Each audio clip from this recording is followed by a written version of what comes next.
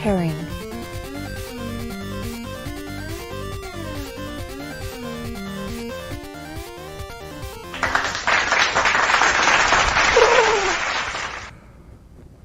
Welcome back, Lelanders, to a new episode, Clone Evolution Arena Edition, prior to Snow Shoveling Edition. Now today in Canada, we're wrapping up our winter weather. We're really on the last, I think, week, technically, of bad winter weather, and then we switch over to, spring weather. And when I say a week, usually it's over by the 4th, and today is already the 2nd. So tomorrow arguably could be the last day. Hey, Steadfast, how's it going? So yeah, in Steadfast's region of Ontario, farther north, they definitely get snow longer than we do. We should be wrapping up winter very shortly. So hopefully, yeah, won't be stuck shoveling snow for too much longer. Although part of me is sad to see this snow season go because it is really better money. I make better money shoveling snow than I do in the summer work. So we'll kind of suck making less money, but... And this winter wasn't so bad, although we did get more snow and cold than ever. All evidence is pointing towards the ice age coming back. But hopefully the carbon tax, yeah. Normally when the government tries to do something, the opposite happens. So maybe if we keep paying a lot of carbon tax, we can finally warm the planet. Ooh, Steadfast got the tooth out. Oh, that must be a relief, eh? Yeah, glad to hear. Oh, and quitting smoking cigarettes too. Wow. Yeah, good luck with that, man. Quitting smoking, for me, when I was a teenager, was never really that bad. Like if I wanted to quit, all I'd have to do is be like, man, I want to quit, and it was pretty easy. But as I got older and older in life, quitting got harder and harder. I think the one time I smoked for a whole year after I got my concussion because I was doing the solitary confinement stuff, just smoking like a chimney. And then after I tried to quit that, I actually was reaching the point of actually praying to quit smoking because it was at the point where it's like, man, I didn't feel like I had the willpower to do it anymore. And when I finally did quit. No, and then I'm lucky with weed because at least with weed, I can't stand the smell of burning joints. It usually gives me headaches right away. I can usually take maybe 1 or 2 joints a day tops. And then at least my vaporizer, I can use it all day because it doesn't give me headaches, thank God. I think it's because it doesn't have any burning material in it, so there's no actual smoke, no tars. Level 288. All right. Yeah, lots of winter left up north. I remember that one of the first years I went up north to camp on Mount Keminis, I went up for the May 2-4 weekend. I was like, all right, May 2-4 weekend. In my town, it's been like summer-like weather for weeks at that point. And then I got up north, and there was still snow everywhere on top of the mountain. Which actually wasn't that bad because during the day it was very hot and then at night it was very cold. But when I ran out of water, I just collected the snow and boiled it and I had some fresh drinking water. The only shitty thing is I poured the boiling hot water into a plastic bottle and then it was too hot when I poured it in and it kind of melted some of the plastic and I could taste plastic. So it was pretty gross. But next time I do that, I'm definitely going to wait for the water to cool down before I pour it in the plastic. Dum-da-dum-dum. Now, I'll never forget, too, the one time I was camping on the top of Mount Keminis, and I had all these joints. I'm like, man, I wish I had some people to share these joints with, camping here all alone. And then a bunch of hot babes actually came up the mountain from Quebec, and I think they had their boyfriends with them, not sure. And then they came over to ask me for smokes, and I wanted to offer them a joint, but I had none left. I was like, fuck, I ran out as soon as they got there. I was like, oh, you idiot. I should have saved at least one. No, and then afterwards, we almost got into a fight. They threw some rocks at me, or the rocks just fell. I don't know. To be honest, I couldn't speak to them because I didn't speak French and they didn't speak English. So when the rocks came at my head, I just kind of assumed that maybe they fell and it wasn't them throwing them. But oh yeah, when they left too, they pulled their car up close to me, like when I was walking on the side of the road. They stopped and then did a burnout and like kicked up all this smoke and gravel into my face. So maybe they just did that by accident too. Good times. Now I get it, the French and English people fight near the borders in Canada, so I wasn't really that shocked to see it. I was like, at least nothing actually hit me, so even though the rock just missed my head. I was thinking, man, if that boulder would have hit my head, I probably would have died. So that I almost got killed that trip. I think maybe they were just throwing the rocks as a joke, but man, it wouldn't have been funny if it hit me.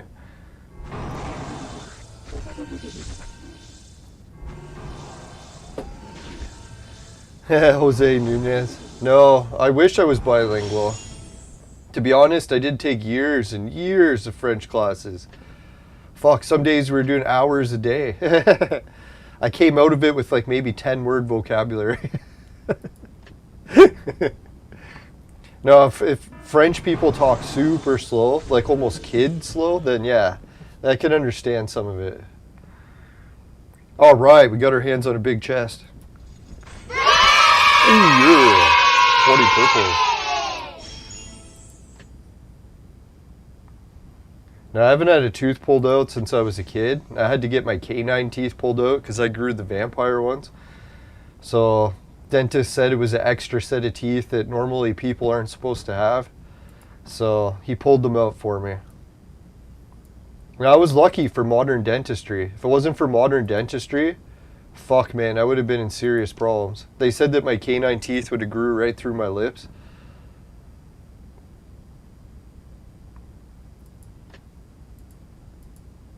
Alright, let's go back. That piece of armor, that's not too bad.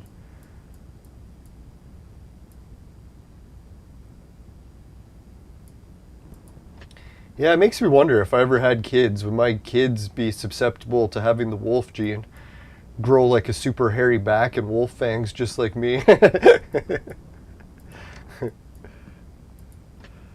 Maybe it's for the best the genes ended here. Alright, spin the casino 2 times. Let's try our casino luck. Caspino. Oh yeah, we're spinning for Darius. Come on, Darius. Oh yeah, I forgot to show the viewers the good news. Fuck man, that was close. They keep almost giving us Darius. I was spinning on the Royal Casino, like doing the refreshes, and we finally got, oh fuck, almost twice in a row. Son of a whore. Not there's anything wrong with that. Yeah, so we got it set to Cloud. That's not too good, but we got that guy. So we'll keep it on him because he's one of the best you can get in the Royal.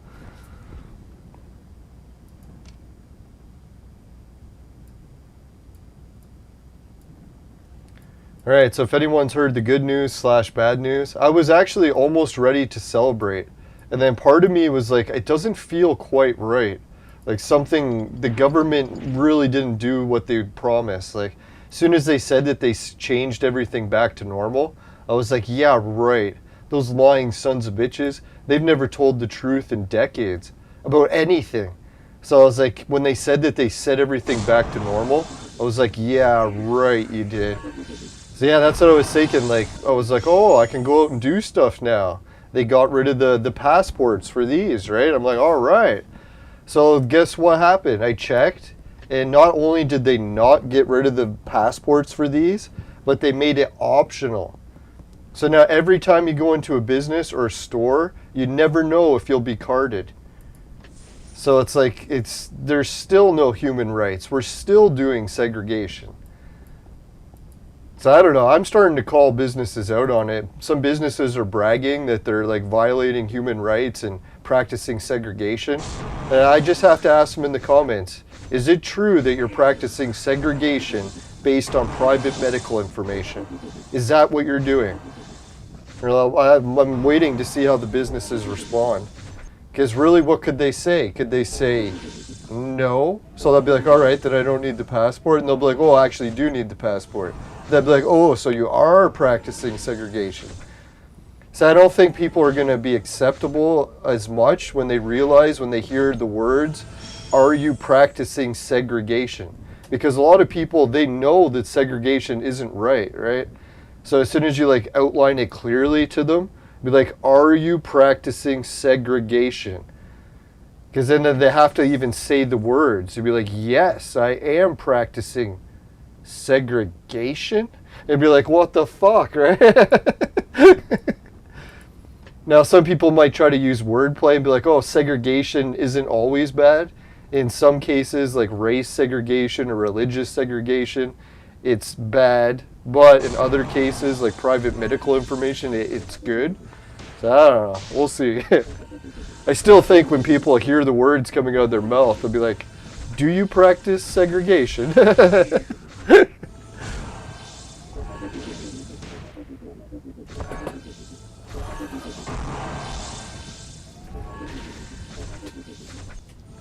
Now it reminds me, like, I don't know if anyone was around, like back in the 80s, I think, maybe the 90s, when Magic Johnson got AIDS or HIV in the NBA.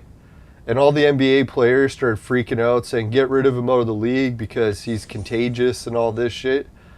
Which arguably you could say is even true, because basketball players do get cut open and they're literally exchanging blood with each other. But anyways, they determined that Magic Johnson actually could come back and play in the NBA because the odds of him spreading HIV to other players was very, like, insignificant.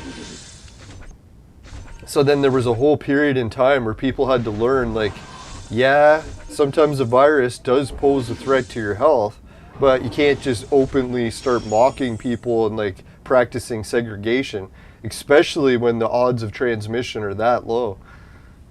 That's a weird thing about the whole segregation thing. Like, how dangerous does it have to be in order for someone to be okay to segregate out? Like, at what point could the NBA say, you know what, this player has this, so therefore they're out of the league? I don't even know if that's really the case anymore. Does anyone know? Are players in the NBA allowed to play if they have HIV? Or did they change that back? I don't even know. So that's why this whole like pandemic situation really is cracking open the rule book again. We're having to re-examine our society. Hopefully we come out ahead. Oh yeah, in Canada, they're getting fucking hardcore. I don't know if anyone's seen it, but Canada's already started the full-blown like Nazi propaganda campaign, where like if I don't know anyone's researched history of the war, what the Nazis would do is they would ban watching news sources from like other countries. So it's like all the people in Germany, they couldn't find out information from other countries. So that way they could just lie and lie and lie, and then the people would never hear both sides of the story. So that's what Justin has started to do in Canada. Now he's banning, any news sources from Russia. So they're literally going into Canadian television viewers, like TV cable lineup. Like, you know those channels you paid for? We're taking them away because they're from Russia. And you're no longer allowed to watch shows that are made in Russia. I was like, what the fuck? We're not allowed to drink Russian vodka. We're not allowed to watch shows made in Russia. Oh, and the other thing Google started to do, they started to ban channels based in Russia.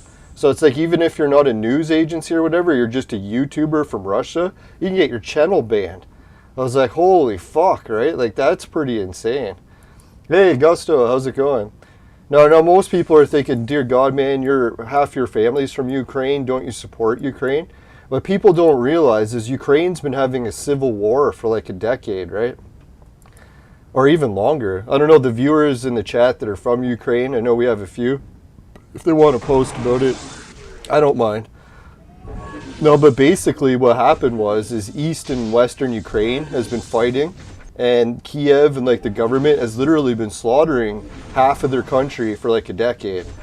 So Putin's like, you know what? This civil war has been going on for like 10 years and you just keep killing your own people. He's like, all right, these places you keep bombing, they can just join Russia and you can stop bombing them now. So I don't know, like, I get it, Russia, they probably shouldn't be attacking, it seems very mean, but how long are you going to watch half of your people getting bombed before you're like, you know what, It's like, it's time for this war to end. We're going to go in and liberate the cities. So I think that's where the Western media, they don't tell the whole side of the story, is they're not telling people that Ukraine was already in a civil war. Why? Because half of their people are already Russians. It's like when they talk about how many people in Ukraine can actually speak Russian, I think it's like 1 in 3 or something. So, or a high ratio. So it is like basically they were the same country at one point, right? They've split up and rejoined, split up and rejoined at various points in history. So when we talk about Russia invading Ukraine, they're basically invading half of what used to be their own country.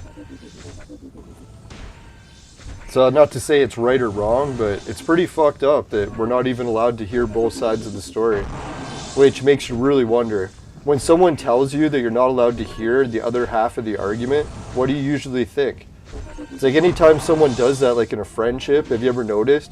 If someone's like bad-mouthing someone and they're like, oh, this person's evil, they backstab, they steal, and they're like, but just don't ask them. Because if you hear their side of the story, then it might change your opinion. So don't talk to them. It's like, what do you do right away? You go and ask the person. You're like, hey, what's your side of the story? Oh, this is what happened, right? So it's like you start to see, like, if one person's like, yeah, look at both sides of the story, make up your own choice. Or if someone says, hey, take my word for it and don't look at the other side because I don't want you to see what they have to say. Who's telling the truth in that situation, right?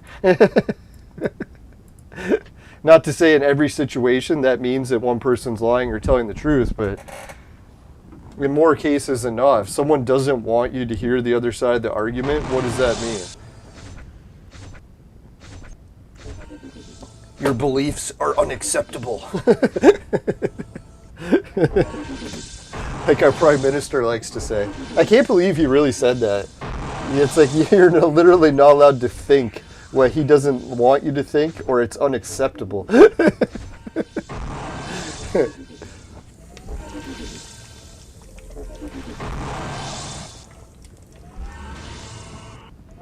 Now, if anyone's heard the crypto news, cryptocurrency has started to skyrocket. People are like, oh, it's because Russia is going to change to crypto.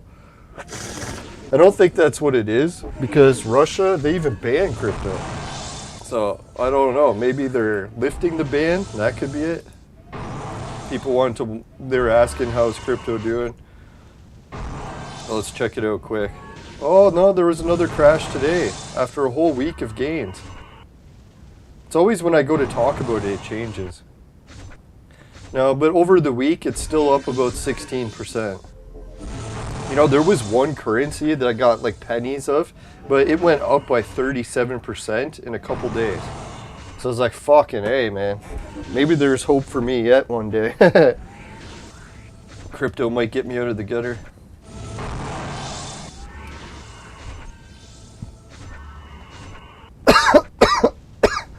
Yeah, the one thing that bothers me about Russia is they're very strict. But at the same time, I was like, man, you know what? Like, a lot of countries are too soft these days, too. So it's kind of like we need a balance of strict countries and soft countries, and then everything in between. So yeah, it sucks that Russia is kind of a strict country, but really, someone's got to play the bad guy. We can't all be soft. Now, that's what I was thinking. I watch quite a bit of YouTubers out of Russia, and a lot of them do complain about that even before the whole war situation, is they know that Putin's government is so strict, they can just shut their channels down at any time for any reason. Sort of like how we're in Canada now. Government finds whatever you think unacceptable, they can just shut you down. And it doesn't matter what it is. If it's unacceptable to them. So I don't know. Like, I don't know, when I looked at the price of vodka in Russia, that's the only thing I was like, holy son of a hell. They were talking about how it was expensive. I was like, what? It was like $1 or $2 for a bottle of vodka? I was like, son of a bitch. It's like in Canada, that same bottle, you'd be looking at like near $100. I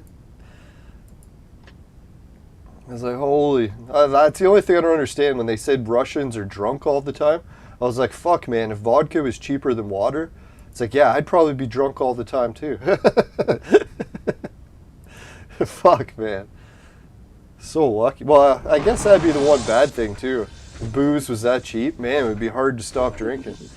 At least with our country, it's like at the point where you're going to go broke if you keep drinking. So it's a lot of motivation to try to quit.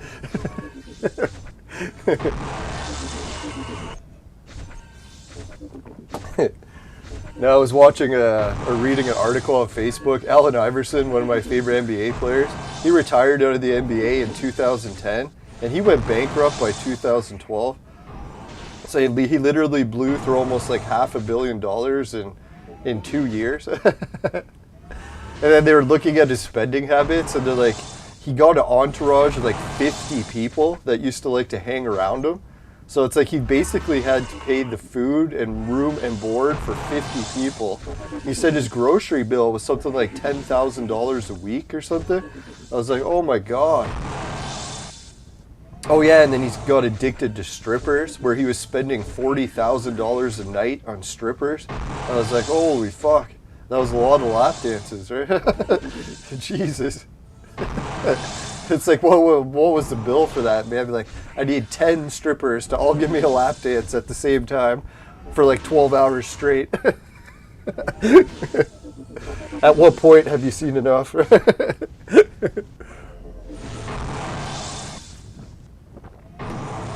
Good old Allen Iverson. But you gotta think too, man, he hurt his body a lot. He gave his whole life to the NBA, and he's gonna party a little bit. Can you hold it against him?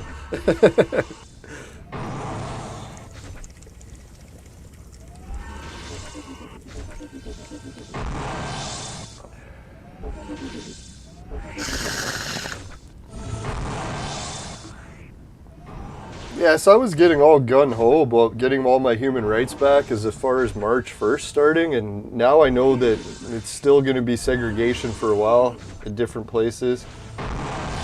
So it ain't all home run yet.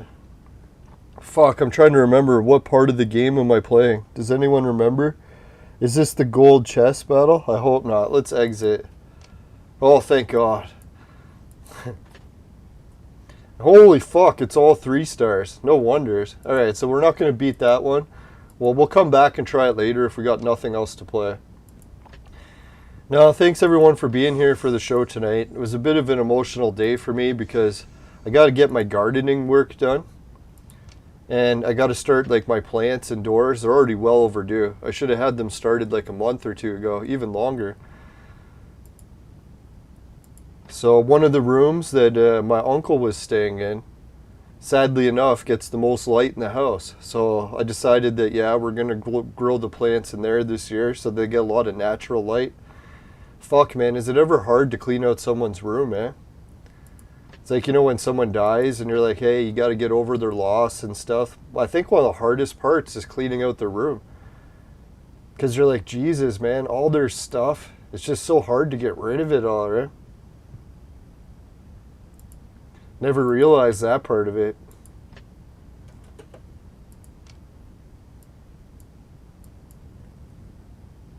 It really makes you think about the whole like materialism part of life, right? Like, it's only a matter of time before everything you own is just going in the dumpster. That's why you really got to be careful how much time you spend trying to collect all these things in life, right? Because all these things, they're not going to last. They're all going in the dumpster one day. I know it's sad to think, like, people like, oh, when I buy all these cool things and collect all this shit, my kids or someone is going to like it and keep it.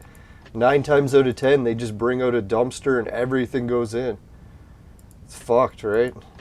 Even if it's worth a lot of money. Some people just don't want to be bothered, so they throw it all out. Seems so wasteful. That's why, like, a lot of shows on TV these days, I think it's some tradition out of Northern Europe, like Scandinavia or something. But anyways, they get rid of a lot of their stuff as they go older, so that when they get older, they don't leave like a whole ton of crap to people to sort through. They just get rid of everything first. Yeah, that's really the worst part of it, right? Like, you're going through your family stuff and you're like, man, person loved this shit. Now I'm just going to throw it all out. You just feel like such a bastard. But hopefully as time passes, it'll get easier. You gotta try to look at it that way. Life is really a roller coaster of good times and bad times. As much as we focus on the good, it's not really the reality. It's everything in between.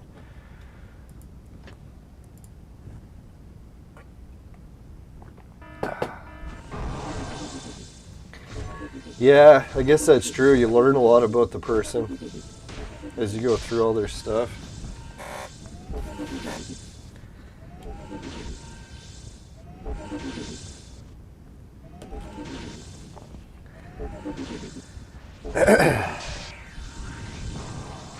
Yeah, at least this way his room won't be empty either. He'll still get to spend time in it, and it'll have like new life in it, so try to look at it the positive way. It sucks that my uncle will be gone, but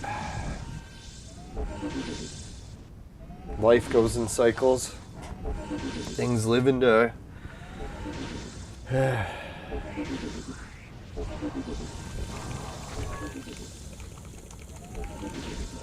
Oh yeah, that's the other good news. I don't know if anyone heard, but I haven't been able to visit my uncle for like 2 months because of the hospice center rules in our province. We weren't allowed to go unless you had this. So now, because they've changed the rules, what they're doing for family members, if you don't have this, you can get a rapid test and then go in. So I'll be getting my first rapid test tomorrow. We'll see how that goes. Imagine I have the virus. I don't feel sick at all, so hopefully I don't have it. It's like you go in there, you're like, all right, I can go visit them. They're like, oh shit, you got it. You're like, what? I haven't even been outside yet. This is the first place I've gone.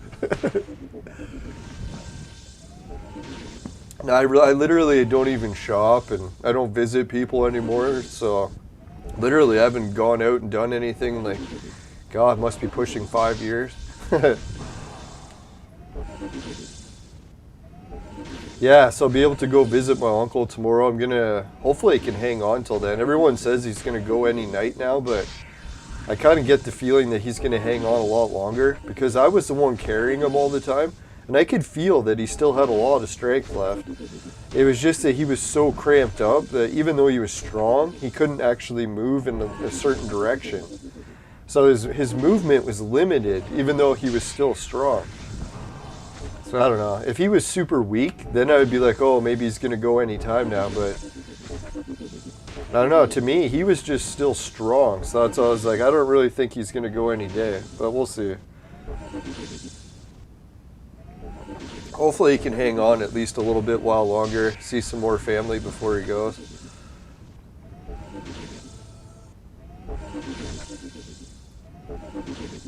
Now I'm kind of debating on whether or not I should take a picture with him, because I'm like, God, that'll be an awful picture.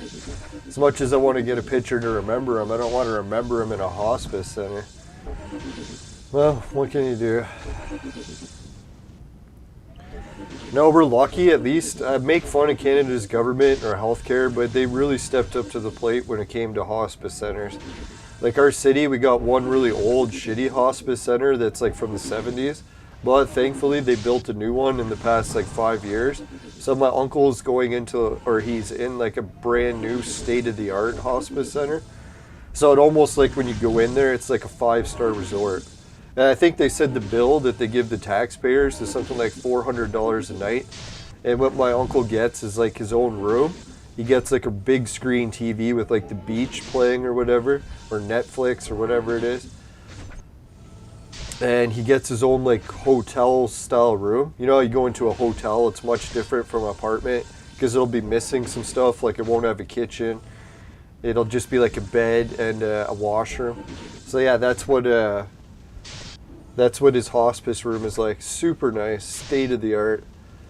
And yeah, apparently the taxpayers cover it all, but we haven't really got the bill for the first month, so we'll see what happens. Hopefully we don't go broke from this, but we'll see. Even if we were going to go broke from it, at least it would help my uncle. So yeah, I got to give the government some credit where it's due. I don't want to be one of those people that even when they're proven wrong, they never give in. government actually does do some things right. As hard as it is to accept. Now, some people would argue that maybe they're spending too much on this hospice center stuff, but dear God, when you reach that stage in your life, are you really going to complain that it's too much?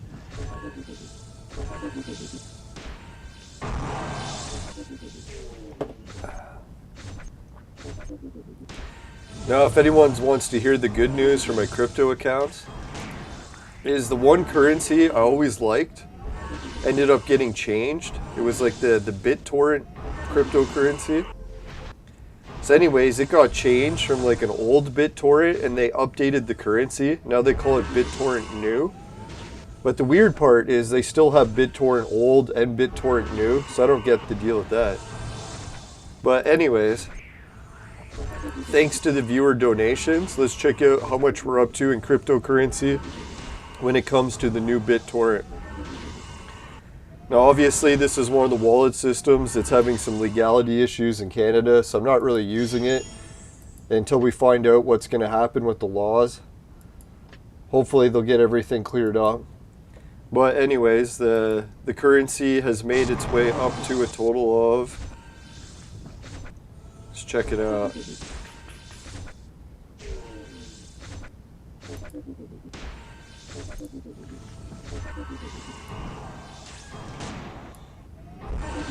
Alright, so here it is.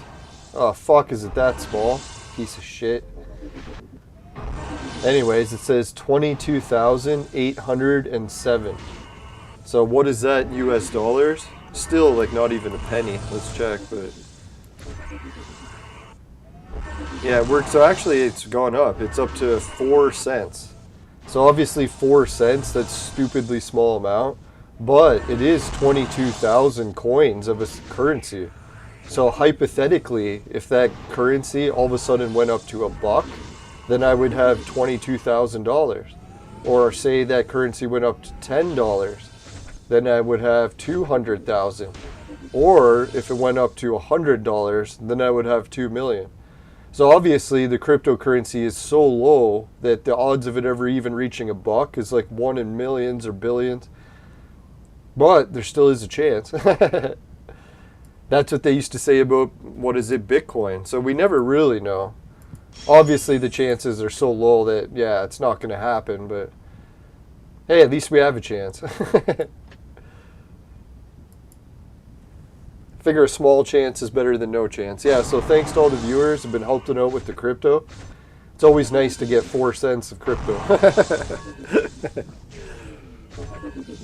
Now, if anyone's wondering my other totals in crypto, that Shibi coin or whatever it is, that dog, we got 1 cent of that. Tether, we got $5. Ethereum, we're up to $6. Beyonce, we're up to 9. BFGs, we're up to 9, almost 10. That wallet's got about, I don't know, $30 worth of Bitcoin, so it's not so bad. We're inch by inch crawling up to a reasonable amount.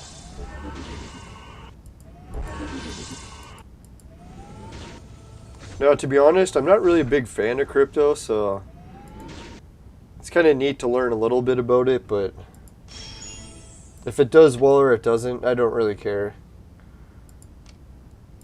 It is hard to get worked up over money. I don't know, like when you're younger, you tend to think, oh, I need money to do this, I need money to do that.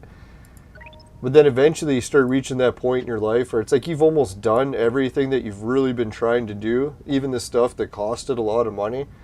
So then it reaches a point where you're like, how much more money do I really need? I've already done everything that I wanted to that costed shitloads. So it starts to make you look differently at the whole life situation. It's like, all right, well, everything I needed the money for is long gone or over and done. Am I really going to get that worked up over money? As long as I got enough to pay the bills, that's how I look at it.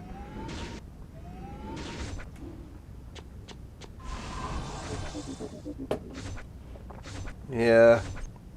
Yeah, life is crazy how fast it goes. Like some days I think about like when I was in high school and stuff, I'm like, man, it really feels like it was just like yesterday. It's hard to believe that it was 20 years ago.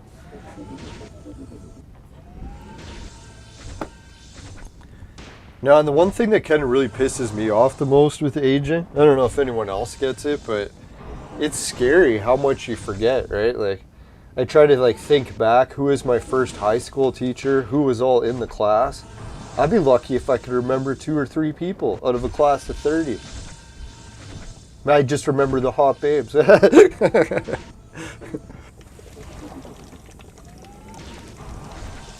But sometimes if I think about it like really hard, like spend like hours and hours just trying to remember, then I'll remember like an extra 1 or 2 people, but man, it's so challenging.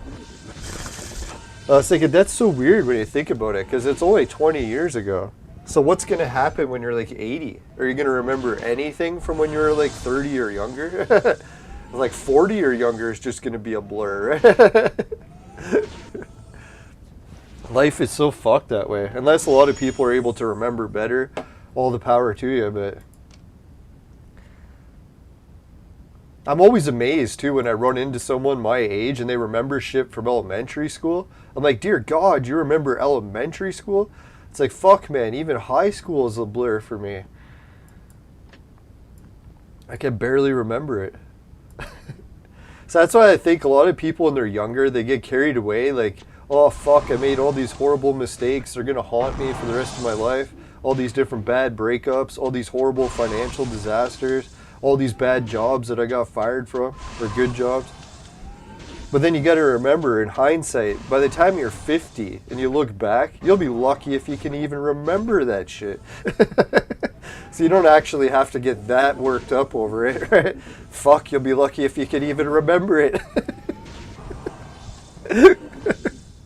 Unless it's really, really bad, then you'll be like, oh, then you have a chance at remembering it.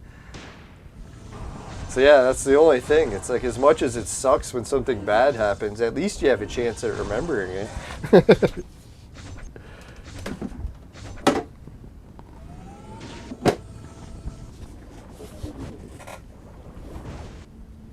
Now, there's a couple of my high school teachers that I remember really well. Ones that like stood out as like my favorite teachers, but just like the nonchalant teachers, or the ones that really weren't that special or enthusiastic.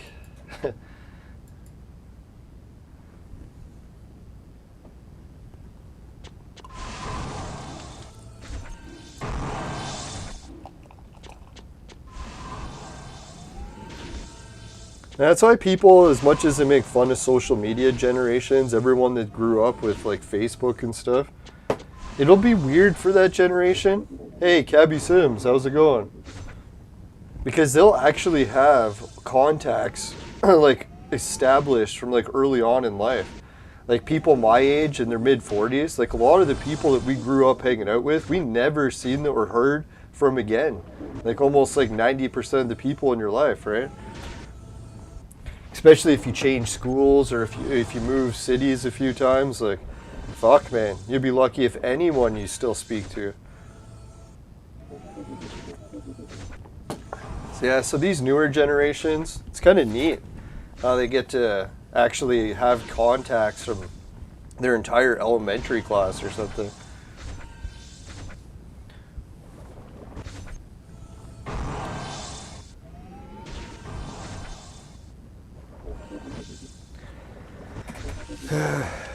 Now, my mom was saying that my brother actually went to visit my uncle, and he came too, and like was enough to see and coherent. Because a lot of times people come to visit him, he's just out of it, where he's on so many painkillers because of the tubes and machines they got him hooked up to. So he'll usually just be passed out. So I don't know if I'll actually get to see him, but at least I'll see him. He might already be too drugged to actually communicate. Even when he wasn't drugged, he was already having problems communicating, so. And then, it's funny though, my mom says every once in a while, like even when we were looking after him, he'll have a good day where all of a sudden he can talk normally again, and then the nurses will just be shocked. Because a lot of cases they thought he was just a vegetable, and then one day he'll wake up and have a conversation and be like, what the fuck? Here we thought this guy was a vegetable the whole time.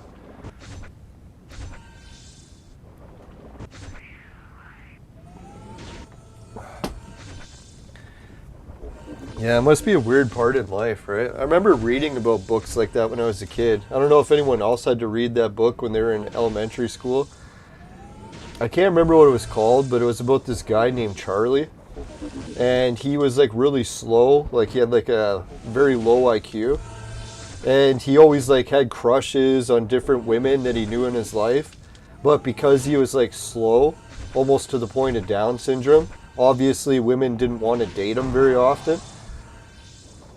So what happened was there was like a university or some type of place, and they were experimenting with different drugs to try to raise people's IQ. So they asked Charlie if he wanted to take the drugs and try it to see if it had any noticeable effect on his IQ. So he's like, what the hell? He's at a low point in his life, so he's like, fuck it, he'll try the experimental drugs and see what it does. So lo and behold, he takes the drugs, and not only does it like improve his IQ, but it makes him smarter than most people. So they're like, holy shit, he went from like borderline, like almost Down syndrome, and now he's smarter than everyone.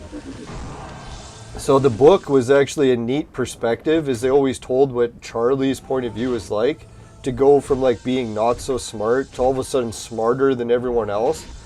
And then at one point in the book too, the drugs only had temporary effects. So while he was smart, he got like all these dates and he started to like socialize with people, got a normal life, and then he had to lose it all again because he's like, oh fuck, the drugs are wearing off, and he's going back to the low IQ. So that's really, even though the book talks about it like that, you think, oh, I'll never be like Charlie. It's weird. In life, when you get older and younger in phases, it really is like that book. You see yourself go from like smart to not so smart or back again in different phases of your life. It's crazy. It's sad to think at the end, it's like we all reach that point where it's like our IQs are probably going to be so low you can barely even dress yourself. It's fucked. And to think you could probably still remember what it was like to be smart. Oh, Steadfast read that book too. Yeah, that's what I was thinking. It was probably one of those books in Canadian schools where they made everyone read it. I can't remember the name of it though. All I remember is the Charlie and the intelligence part, something like that. I always thought about it during my concussion, because I was like, fuck, during my concussion I could totally feel it. I was like, I remember what it was like to be able to remember shit but couldn't anymore. I was like, fuck, man, I want it back so bad, but it took forever, all the rehab. Eventually, at least some of it came back.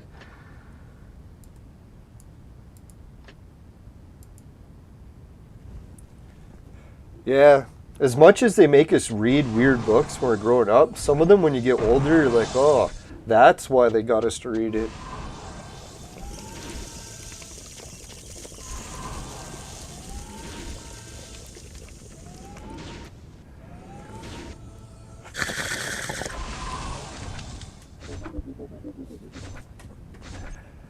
Now, I remember one time I was working at a job, and there was this one kid that worked at the job. He had like one of the highest IQs out of all the people we've had working at the place.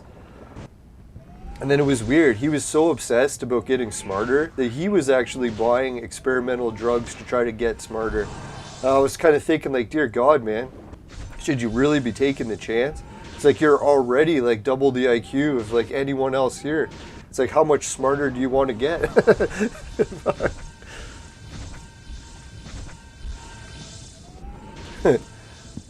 Yeah, I wonder where he went in life.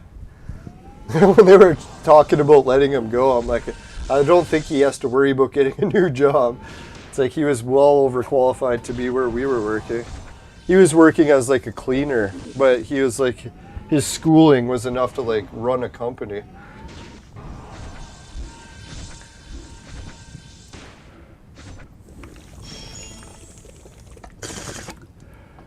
All right, victory.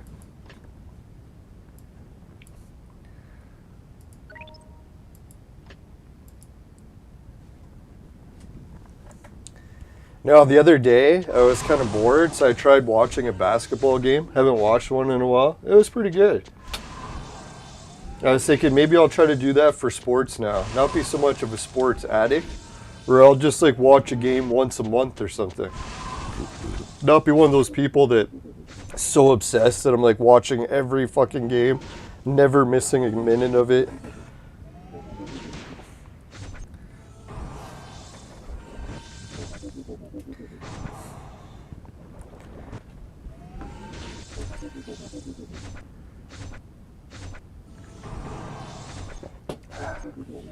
Oh yeah, some of my new video game stuff arrived. I don't know if anyone's ever seen it before. You definitely haven't seen the ones I got because they just arrived. Let me just go grab them and see if I can reach them. They're right here on my video game shelf. See if we can find it. We'll check it out. Ah, the camera's down. No, it's funny. I found the solution to my camera being down, my second camera. I have to restart OBS. So I'm like, fuck, man, that sucks. Hey, it's got a refresh button. You think if I hit that, that'll do it? Let's try it, see if it works. If the stream crashes, sorry everyone, I'll just reboot it. Oh fuck, there is no refresh button on this one. That's fucked, eh? Why is the refresh button only on one? Oh well. Well, we'll be right back. I'll just go grab that game.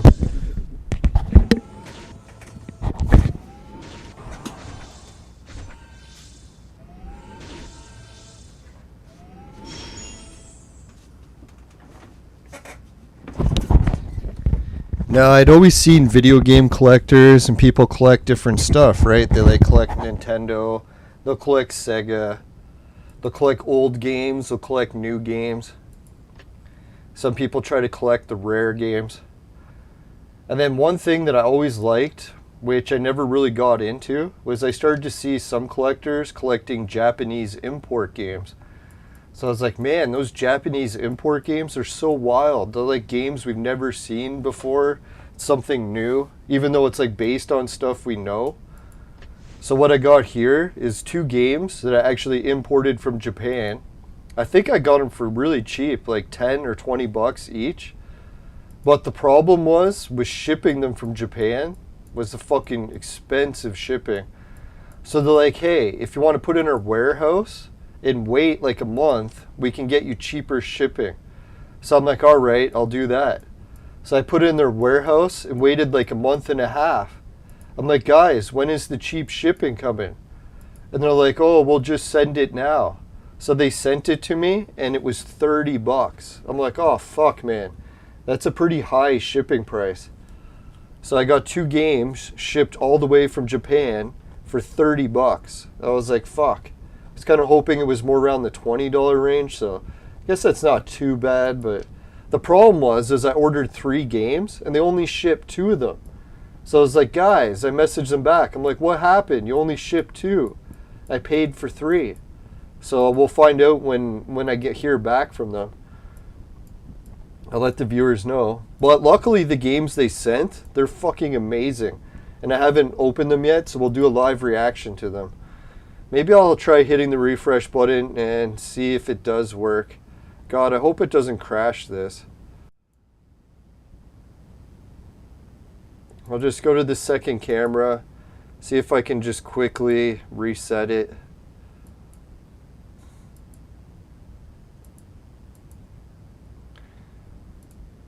Usually it only takes a minute because I've reset it so many times now. Fuck, man, that still didn't do it. Piece of shit.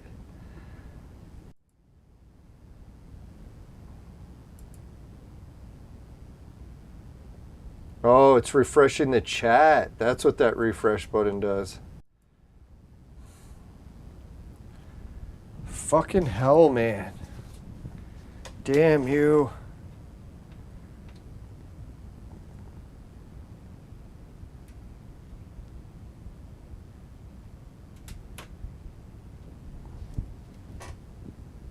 Alright, see if that worked.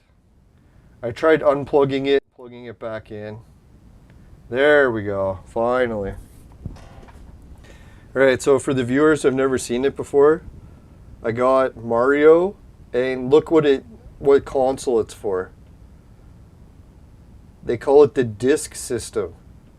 And what it was is the original Nintendo, like, you know, Nintendo that had Mario and stuff. It had not only cartridges, but in Japan, they came out with a part 2 to it where it could take discs, like a disk drive. So that's what this is. Isn't that fucked up? So the 2 games that I got is Zelda for the original Nintendo disk system in Japan. It's like a fucking floppy disk in here.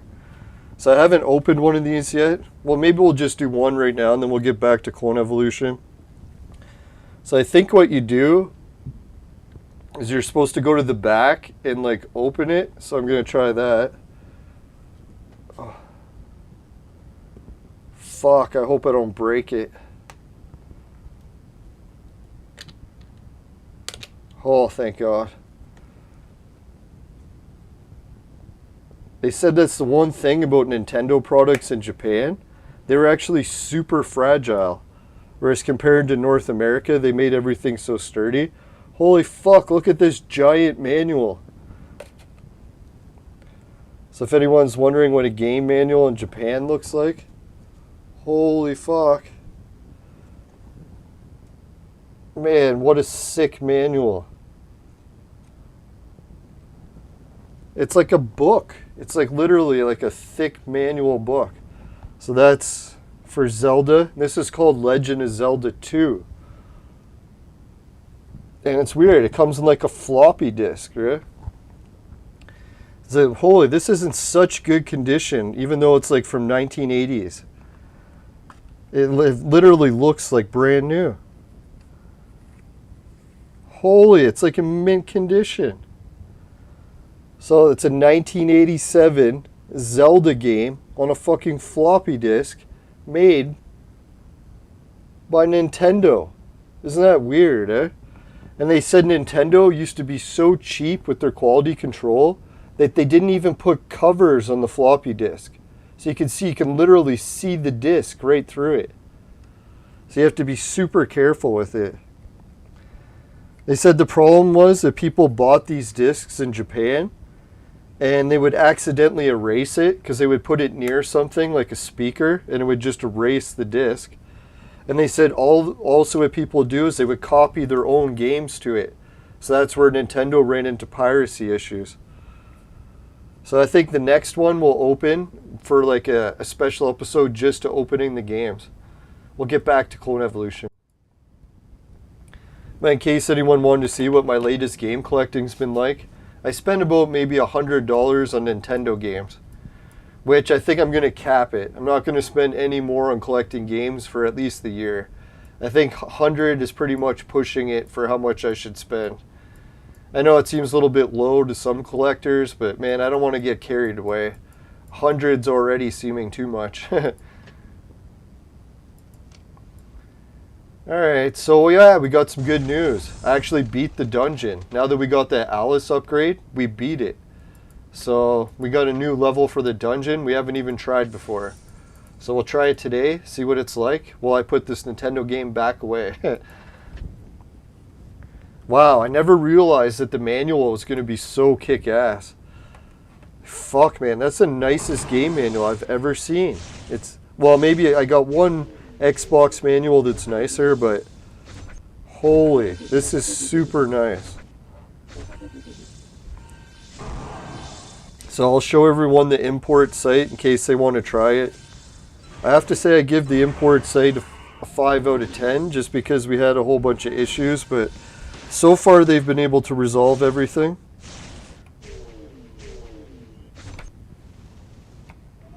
We'll see if they get me this third game and if they're going to charge me for shipping again, because I don't want to have to pay $30 to ship it again. That'll be fucking expensive. Like, it should have literally been in the package that came last time.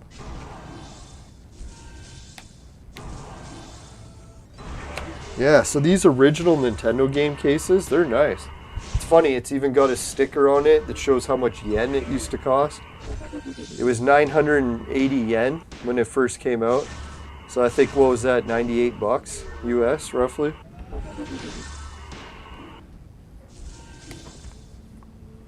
Alright, so I have to be careful I don't put these near speakers.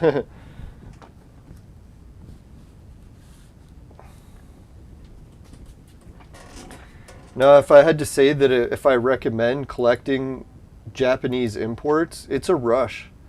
It's like I've collected other games from North America. A lot of cases, it's something I've already seen before.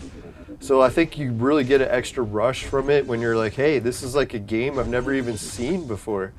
Even though I know Zelda, I know Mario, it's just ones that never came out in North America.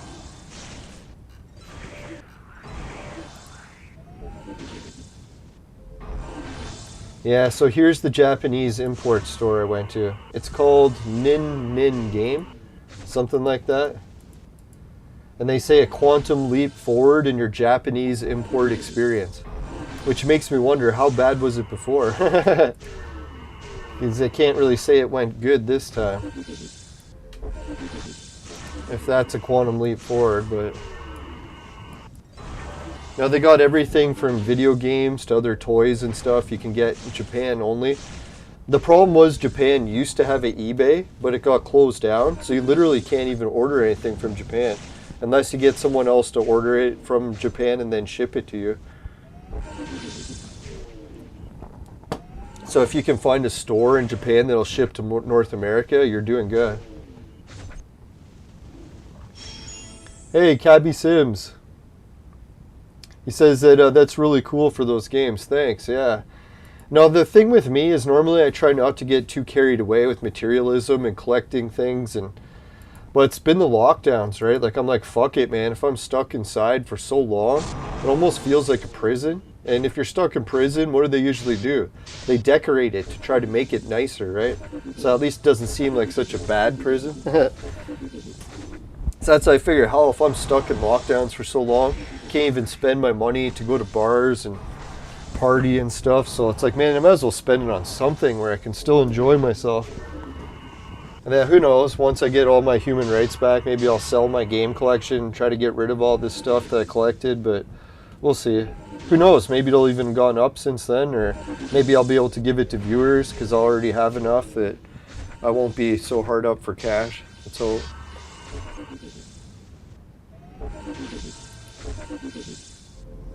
Now, if anyone else has ever tried a good Japanese import site, maybe put it in the chat too. I'll check it out.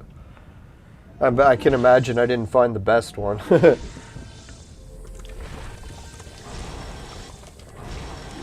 The main reason I like their site is a lot of their games were actually like cheap prices to begin with. Like if you looked at like cheap old Famicom games, you could get them for like $10. So I was like, yeah, that's pretty cheap.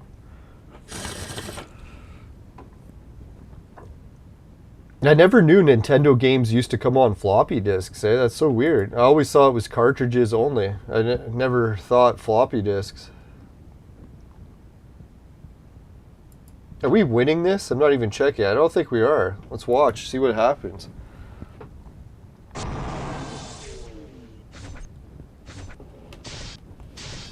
Oh, I see the problem. We're fighting King Peter. This guy kicks ass.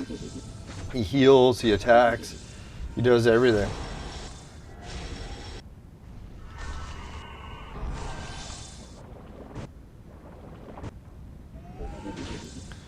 Alright, so I think I see the problem here. If we bring in, who is it, Genie? He'll be enough to keep us alive. We don't need the reanimation chick. Boom. Yeah, because if we can keep Suzo alive enough to hit everyone before he dies, it will be doing a lot better. So let's try that. Swap her with him with him, them with them. There we go. Where are we going? Westward, ho.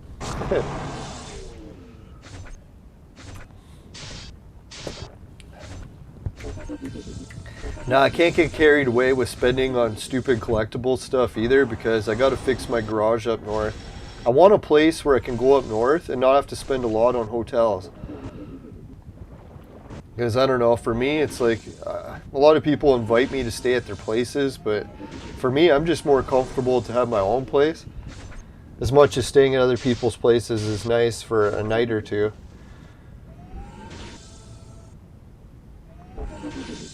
Now, I used to stay at the Riverside Inn, But man, the rooms were so cheap there too, like 20 bucks a night. I was like, fuck, how can I not stay there? It was that cheap. Oh, it was old 70s style rooms, but man, such good amenities. Old amenities, but good. Oh, fuck, man, we still didn't beat this battle. What the hell? Damn you, King Peter. Fuck's going on?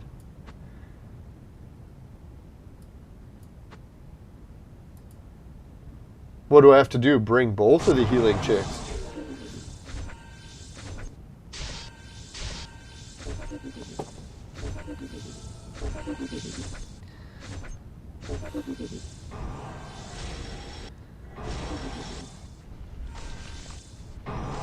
Ah, fuck, man, they still killed him. He has to survive the first wave of attacks. That's the problem. So let's try green. Man, if this doesn't do it, I don't know what one. Yeah, the Riverside Inn, it was so good. Like, when I found out that it closed, I almost literally cried. I was like, oh, fuck, man. That was my favorite place to stay. And it closed. No, it was funny, too, because they put me in the Miners' Lodge, like a big room, like a big boarding room with, like, shitloads of rooms, huge, like, dining room. And there was enough to fit, like, I don't know, 20 people, even more, could stay there. And then I was the only person. So I literally had a room big enough for 20 people, and I was renting it for 20 bucks a night. Felt like a king. I was like, shit, man, I should have threw a huge party in there. Imagine the owners of the inn come, they're like, hey, what's going on? And they look across the street, and they see like 20 people in there partying. Like, what the hell? We only rented it to one guy.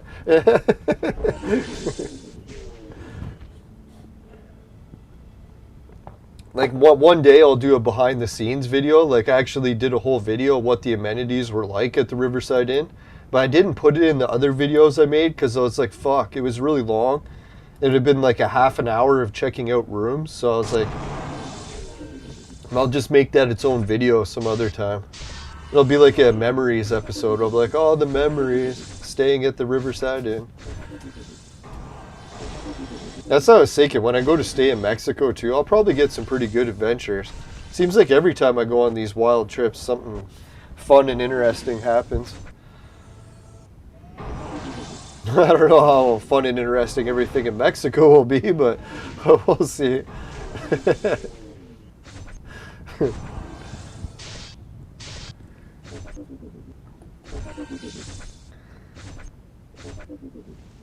Yeah, we did a little better this time. Still not enough to win.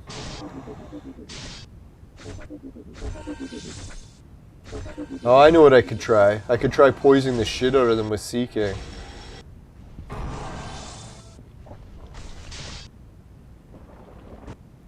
God, we didn't even kill one of them, you notice that? It's like fucking bastards. They just don't die. Yeah, Mexico is so dangerous because the gangs are definitely worse, right? They got machine guns, machetes, they burn people alive. It's definitely a little bit more dangerous than your average gang that you'll meet in Toronto. Although Toronto gangs can be pretty intense, but I don't think that bad. But the thing with gangs too, as long as you usually don't get involved with the drugs and the women and all the things gangs are after, then you're usually okay. But I don't know, with Mexico they might be upset about the land getting taken, so I don't know, that might be a part where you'll be into trouble just because you're there. I don't know. So that's why I'm not going to get carried away with buying anything there until I see if I like it or not. I haven't had any dreams about buying land there or anything, so I'm not really as keen as I was at my last purchase. My last purchase, it was like a big part of my psyche where I kept dreaming about the property over and over and over again. I was like, fuck, man, it's like I was being told to make sure that I got that place, even though it was really rough shape. Condemned, basically.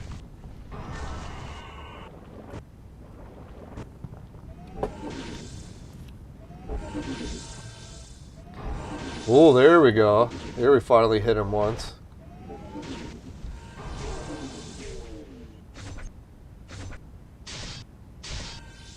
Boom. Come on, finish them. There we go, one down.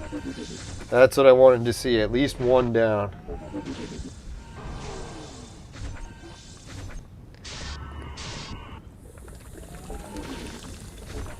Now, some people will probably say, oh, it's a waste to get these like old Zelda games for Famicom because I don't even have the console to play them. But luckily I actually do. I've got the NVIDIA Shield and it can play all the old games. So obviously I can't put the game physically in it, but I can just download the game because I own a copy of it. And then legally play it. Will I get around to playing it? Probably not. I've got so many other games that maybe I'll play it one day if I get bored, but man, I very, very rarely, I can't even remember the last time I got bored. I think the last time I got bored was literally when I was like a teenager. I remember, yeah, being a teenager, I used to get bored.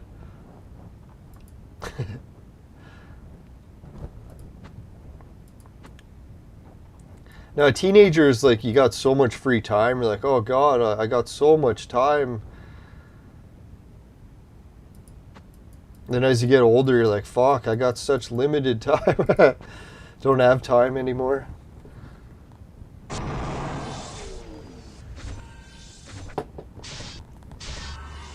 Hey, Diamaggio.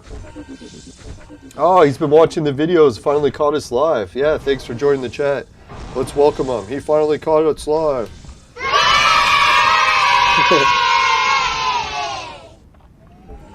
Now, I can't really do the show too late tonight because I gotta wake up at like 3 a.m. So, I'm already, should have been in bed a long time ago. No, but I think it's probably going to be my last shift for like a week or two, knock on wood. So, really, how bad does it matter if I'm going to be super tired at least? It should be my last shift and then I'll get laid off for like maybe even a month.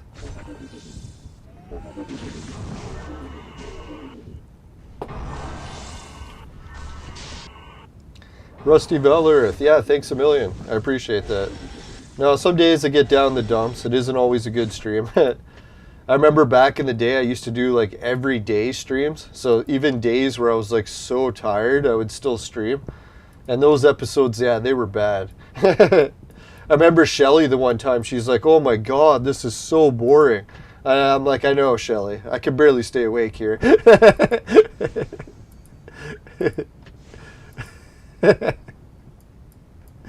So I'm trying to at least do episodes where I'm more awake now, where I'm not like half asleep, trying to force episodes.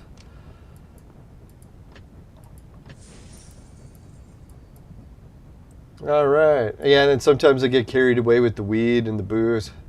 Fuck, my birthday episode, man, did I ever get hammered there. Now, it was in moderation if YouTube is asking. That's why I shut it down. I was like, YouTube is right. This has gone getting close to beyond moderation. So we have to shut this down.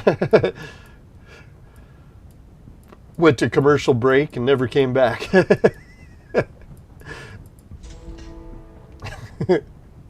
Now, when I shut the show down for commercial break, I'm like, oh, we'll just like take a few minutes, try to sober up here. And I was like, oh, I'm just getting worse and worse. So I'm like, oh fuck, gotta shut the episode down. YouTube's got a policy where they don't mind if you drink and if you're doing legal weed and stuff, as long as it's in moderation. So you have to be careful. Can't get too carried away.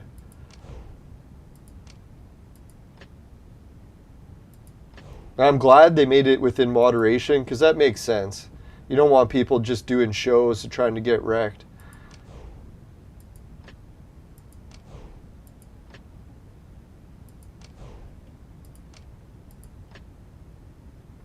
Now, if anyone didn't hear the Intellivision Amico news,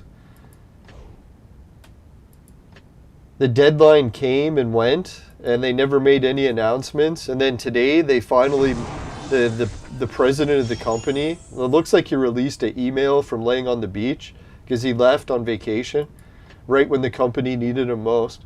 Anyways, while he was gone on vacation, spending all the investor money that they just milked, like, forget, something like $10 million out of people. They didn't do any work. They didn't get any products finished at all. Some people say they tried to do the work, but It sure doesn't seem like they did. They literally just took the money and ran. Went on vacations. That's what it looks like, allegedly. So yeah, that's like quite the situation. So it looks like even some of the biggest supporters of the company are like, you know what, this company's done. They spent the last like 4 years milking out tens of millions of dollars out of like the fans of video games, and then just took the money and ran, and didn't release anything. So I don't know, like Tommy's been one of my biggest idols and heroes over the years. I don't think he intentionally scammed people, but it sure feels that way now. Like if you didn't know Tommy from anywhere else and you just said, hey, what's going on here? You'd be like, holy fuck, man, this guy totally scammed everyone. And I really don't want to think that way. I'm hoping Tommy's going to come forward and be like, hey, there's something else that happened, and explain everything, but it doesn't look good. And the funniest part is, some people that are even critical of it are still thinking it's going to come out. I'm thinking, dear God, man, at what point are you going to accept defeat? Like, they literally have no money left. They're done.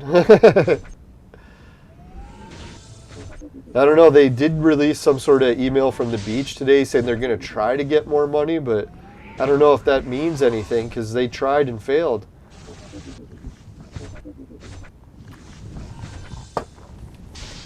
A lot of people are making fun of them because they literally got like triple the amount of money that Atari did in crowdfunding. And Atari released their new console, no problem. Meanwhile, they got triple the amount of the money and didn't release anything. And it looks like they weren't even close. Which really pisses me off, because Pat and Ian are like jumping for joy, making fun of Tommy and how they were right and all this. I'm thinking, dear God, man, you guys weren't right at all. It's like you kept going on about how Tommy was going to release the console and it wouldn't sell well. Well, guess what? You're wrong. The console's not launching at all. They didn't even make one. And we'll never know if it'll sell well or not. Why? Because it's not releasing. So you could have been wrong still. They're like, oh, we're right, it didn't sell well. I'm like, how are you saying you're right, it didn't sell well, when it never came out? It's like, what the fuck? It even sold out in the pre-sales, and they're still trying to go on about how it didn't sell well. So I was never a big fan of the Amico idea, but I was never against the idea that it might actually sell well. Because I was like, fuck, man, a lot of people buy stupid shit. Like, they could easily buy something dumb. You never know. Pat and Ian, sure, they're more than likely right that it was not going to sell well, but they didn't know for sure. And that's where I think they're going to run into legal issues, because they literally told everyone that it would not sell well. But that's libel, right? Because they don't know if it would sell well or not. They're literally putting in writing or written word that they're bad-mouthing a company and ruining their business publicly. So I don't know, like Pat and Ian, they could be in a lot of legal trouble, but we'll see what happens, allegedly. I know a lot of people are going to probably try to sue Tommy as well, so this could be like a year or two of lawsuits in the video game news. We'll see what happens. I hope it doesn't go to court, but it's not looking good. Oh, doing March, no drinking, luckily. Yeah, I was going to do it this month too. I got a big games night coming up on, what is it, Saturday or Sunday. So my plan is actually to go to the games night, party it up, and then call it, and then just do one extra week in April. So I'll be starting March a week late. I was thinking, should I just wait to do a whole nother month? And I was like, fuck it, man. It's not the end of the world. I'll just like take 5 days in March to party a little extra, and then go into April, 5 extra days sober. It's not that big of a difference. It doesn't really matter what part of the month it is to me. I just want to get a month done. Yeah, so good luck with that. It should help your tooth heal faster too, right? So a lot of benefits to it. That's the thing when it comes to quitting something. If you get a whole bunch of benefits from quitting, it makes it a lot easier. If you're only losing stuff out of quitting, then you're like, oh fuck, why should I quit?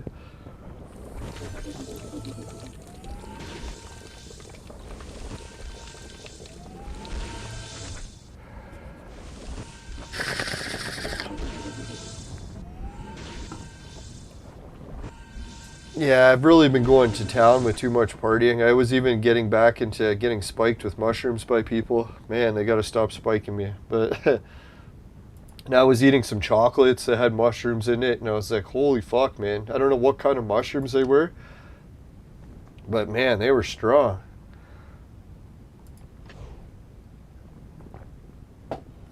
Like normally when I get spiked with mushrooms, I usually don't hallucinate. I'll usually just get a body buzz where I'll like feel a lot of anxiety, but a lot of a pretty decent body buzz. Keeps me awake.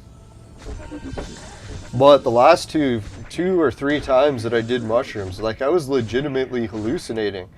And I'm like seeing a lot of visuals. I was like, wow, that's weird. So who knows, maybe it is a lot of the new species of mushrooms going around. Like back when I was in high school, everyone could either get blue mushrooms or some red ones. You had choice between blue or red. No one ever really talked about species or whatever. Now when you go to buy them, well, if you're allowed to buy them where you live, they have like 10 or 20 different species to choose from. Penis envy are the big popular ones now. Pardon the pun. They're from some sort of jungle rainforest tribe. Apparently they're 10 times stronger, but I don't know if that's really true.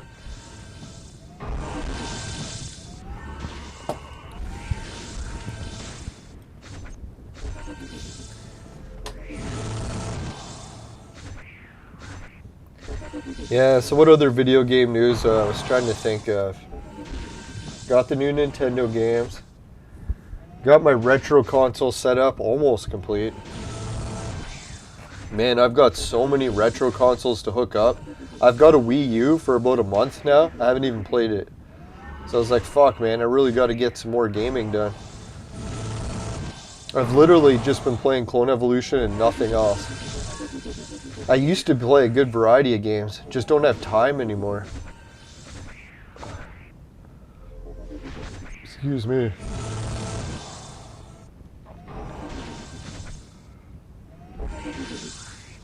Yeah, today on the vape menu, I got some, what is it, golden nugs? I forget, it's like called cheese something. Mixed with some of my homemade hash. When I was using the new bud trimming machine, it makes hash as one of the byproducts. So I started trying that hash this week, and man, it's really good. And yeah, so I got that blue cheese crystal mixed with the hash. Oh, and doing little drips of Rick Simpson oil. So pretty potent bowls. Although, to be honest, I'm almost catching no buzz from weed anymore. I've just gone to town with vaporizing way too much for like a month or two straight. Fuck, when did we start? Was it December? December, January, February? Fuck, 3 months. God damn it, man. 3 months of doing weed just flies by. And 3 months of sobriety feels like a fucking eternity. So if you're ever at the point in your life where you're like, man, my whole life feels like it's just flashing by, it's like, try being sober. It's like it slows it down so much. It's like 3 months of weed, man. That flew by. Feels like a fucking week.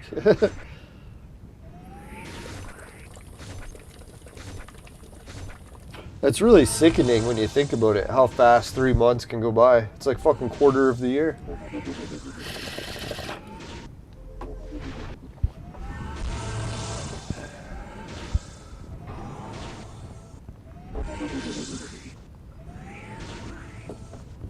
Now, the one thing that's coming new with my channel too is I gotta do my income tax first time with YouTube this year. So I'll let everyone know how that goes. We could see all my profits dwindle to nothing in taxes. I shouldn't laugh. Who knows, I might get some huge bill. I'll be like, oh fuck. But really, my total year income from YouTube was very small. Probably like under 500, so I can't see the tax bill being that huge for it. Let's hope not. Watch, it's like 500. I'll be like, oh, fuck. Everything I made, gone.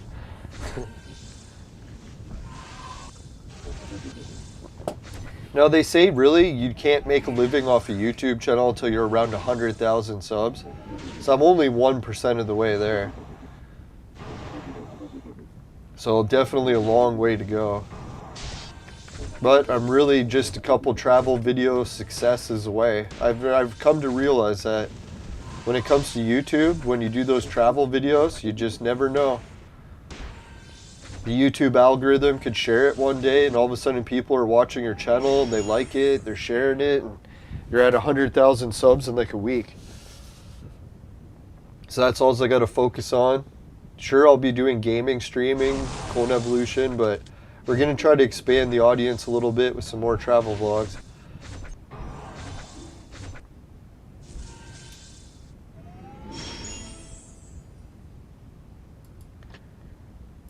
$100,000 subs seems like a lot, but I don't know, like really I already got one of them, one of the 1,000, and one was pretty hard to do, doing it 99 times again. But it does seem doable. It's within reach.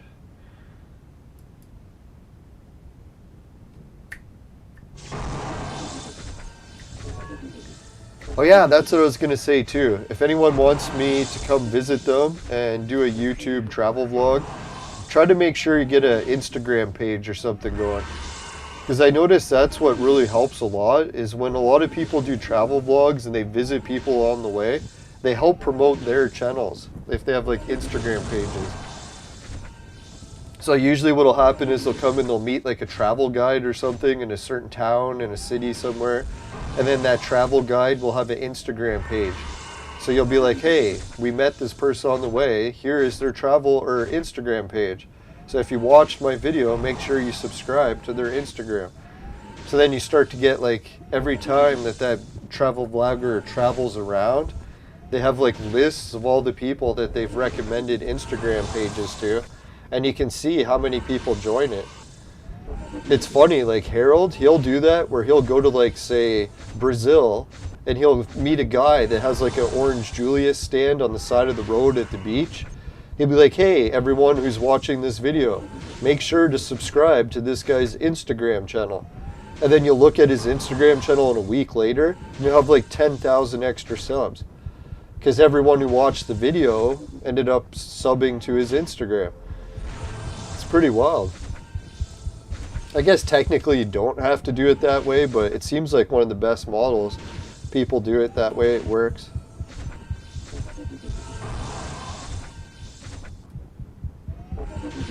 So yeah, if anyone's got Instagram pages or anything they want, hopefully I'll be able to start traveling soon, help promote stuff.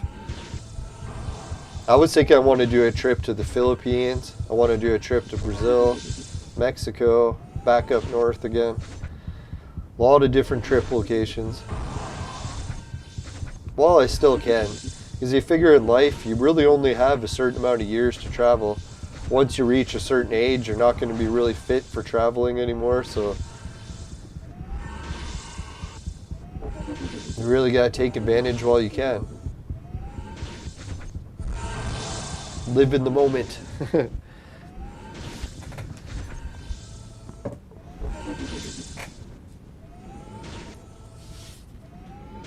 Now, Instagram's pretty weird to set up. I think you can set it up on either a cell phone or a computer. I'm not too good with the cell phone kind, so I just set mine up on the computer. I noticed it seems like most women are a lot more adept at using cell phones. It's definitely one of the technologies that has totally eluded me.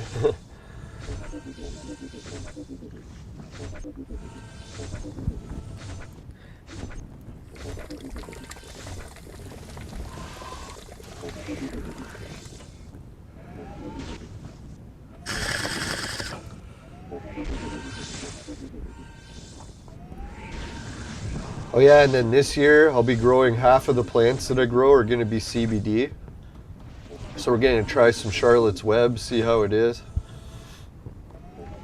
I know some people make fun of CBD plants because it doesn't have any THC, and technically it doesn't give you a buzz. But the weird thing about that is CBD is actually its own buzz. don't know if anyone's tried it.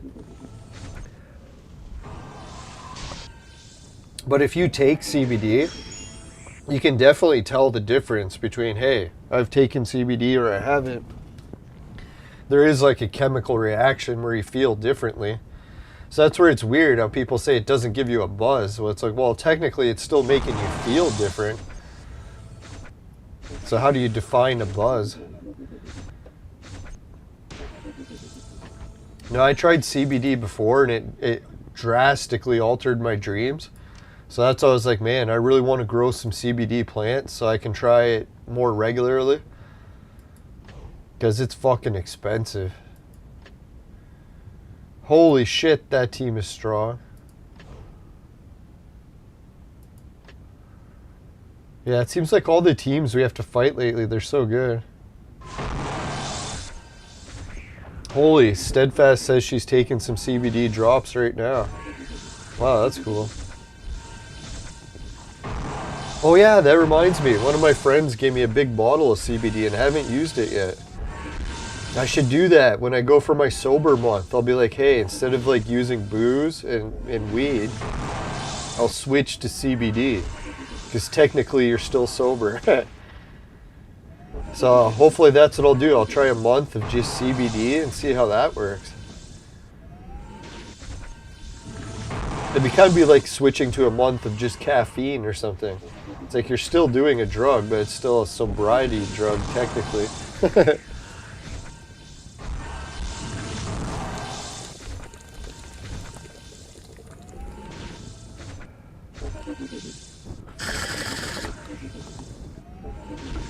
Now, if anyone's never tried CBD before, and if you can legally, for me, I used to do weed all the time, and then when I would quit, I would get really weird dreams because they call it the dream rebounding effect.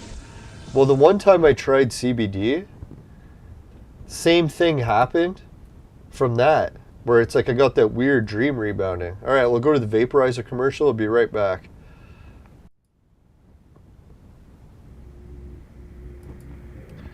Fucking game crashed.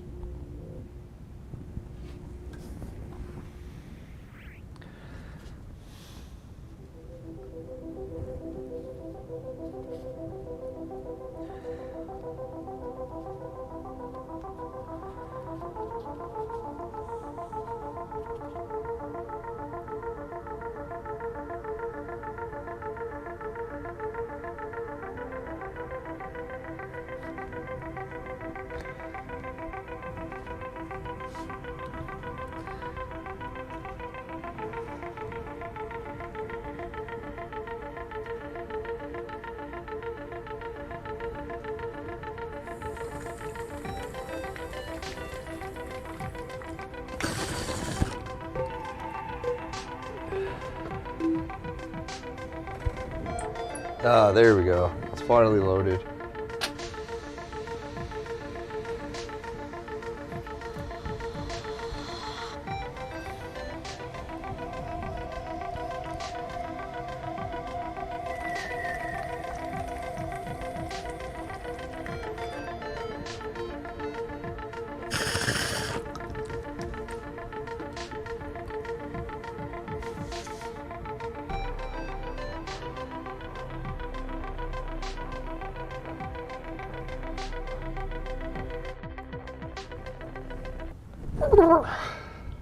Welcome back. All right, before we get to the gaming, let's go wrap up some of our other stuff before we have to go. Let's do the sponsor message. Today's arena battle finishing up is brought to you by Crack. Crack, it'll fuck you up.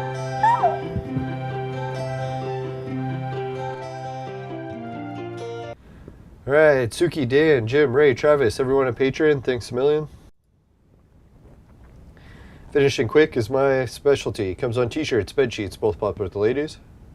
Hydro TV pays you to watch videos, Swagbucks to shop, GameKit to try games, free Bitcoin. It's a wallet system for crypto.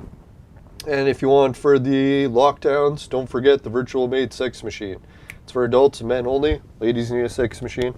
They know who to call. And if you want $10 off on a purchase of $150 or more, at Virtual Mate, don't forget to use the coupon code LYINGBS. That's LYNBSN. It's not fake, it's actually a real coupon code. I don't know why they sent me a coupon code that sounds fake. Maybe it's because they seen the show. Anyways, let's get back to the game.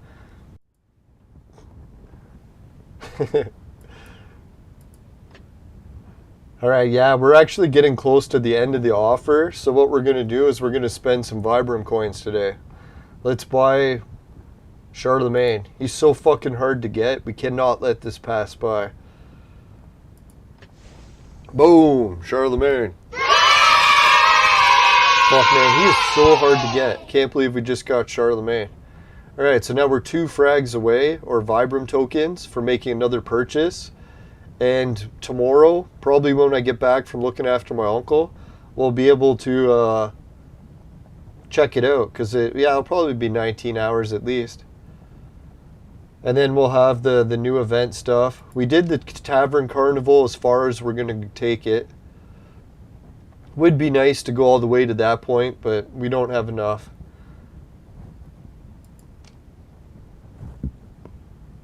Fighters Carnival, we still need to finish up.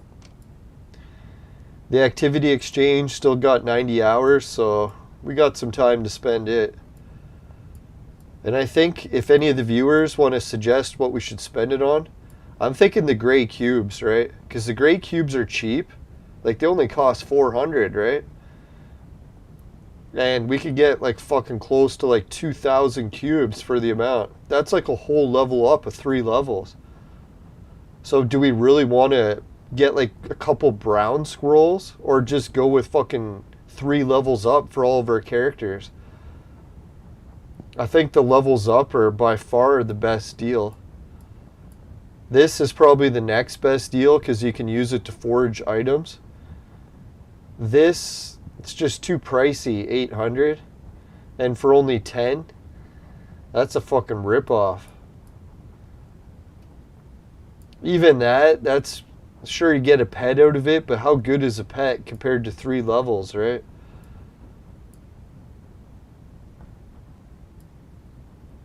Obviously these heroes are great, but we're nowhere close to those.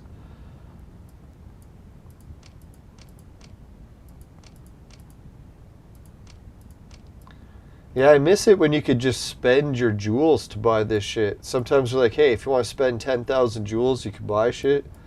We should be getting another one of those soon.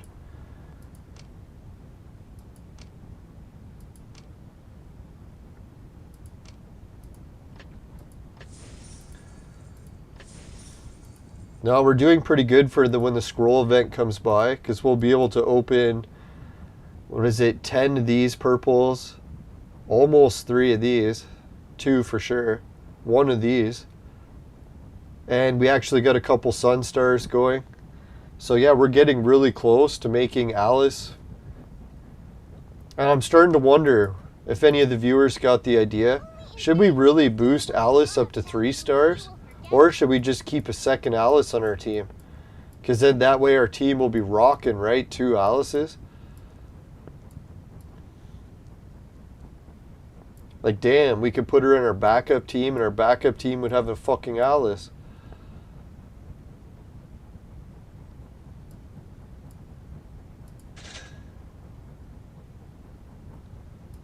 Yeah, we haven't seen the 3 red scrolls for a sale in a long time, which is good because now our jewels are starting to get closer to 7,000.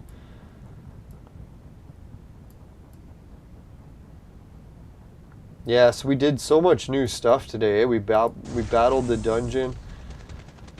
Did we ever beat a level?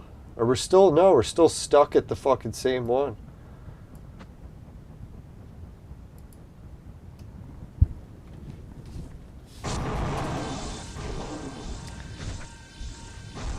Oh man, he just dies so quick. He cannot be the tank.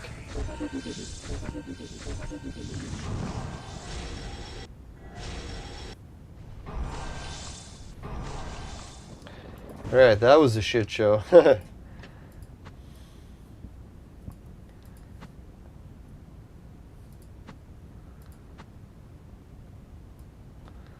Oh, we've got no healer. That's the problem.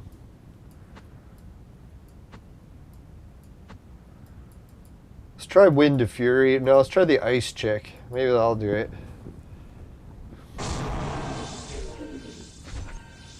Because she does add like an extra layer of defense.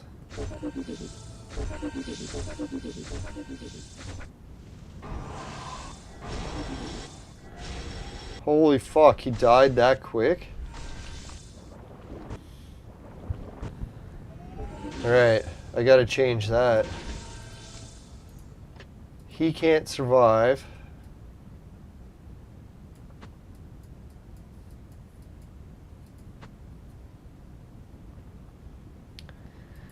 Alright, let's try this. This might do the trick.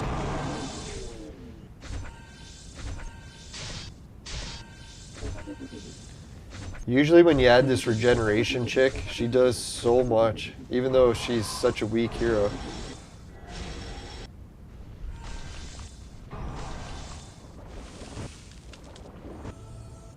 Fuck, man. Alice died that quick? You gotta be kidding. How is that possible? I'll try adding the extra shield.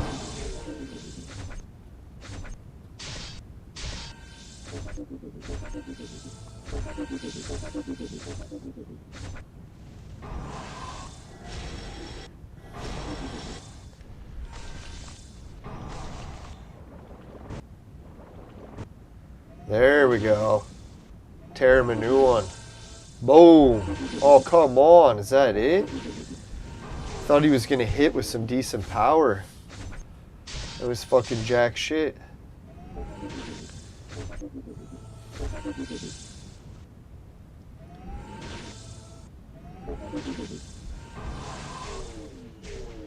Now, at least they're all really good on fire. Come on, burn, baby, burn. Oh, yeah.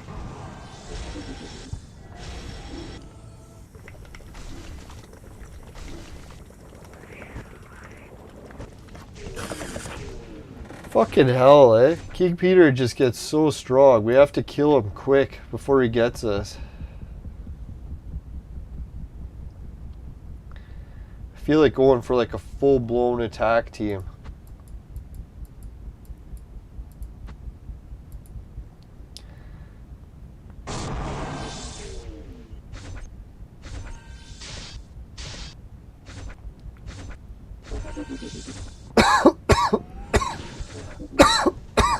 Now, I'm hoping the kid can get us to attack more often. Maybe that'll do the trick.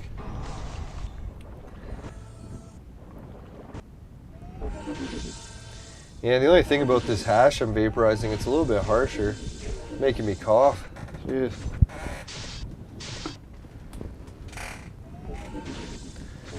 Gotta try to make smooth hash.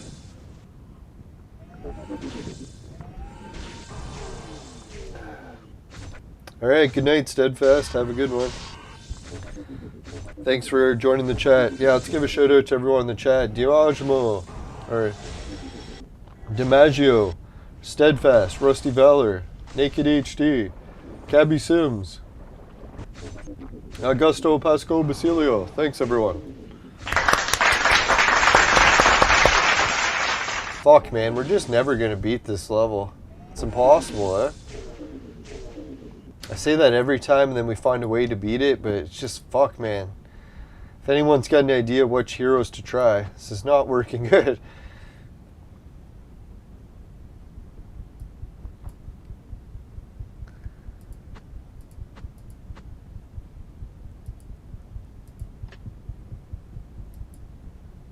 I think that's what we need, is we need the fire, and just Tengu's gonna have to dodge the attacks. If he doesn't dodge them, we're fucked.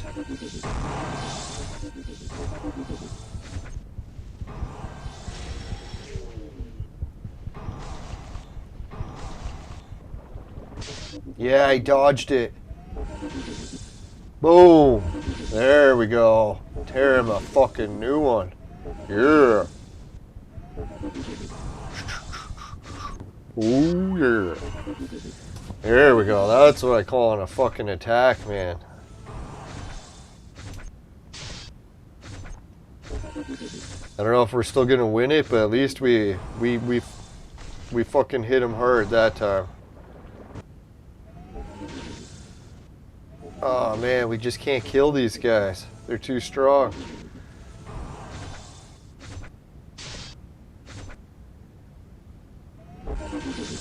Fuck man, even Tengu hitting him full blast isn't doing shit.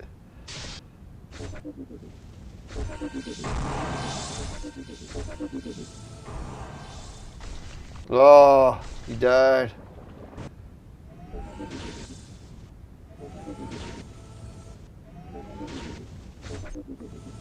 Come on, fire. Burn him. Burn him. Yeah. Another one done. Okay, this is our best chance yet.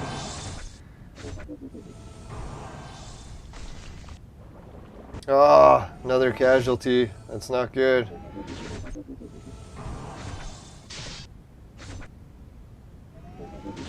Come on, we gotta at least set him on fire.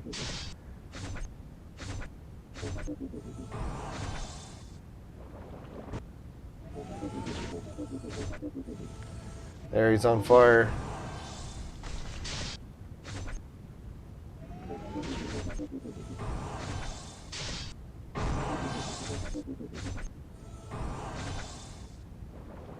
Oh, another casualty.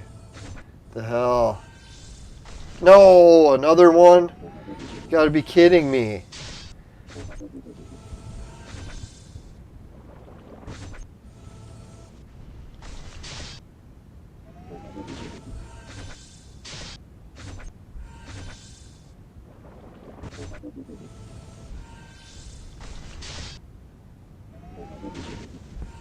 Come on, Tengu, you got this.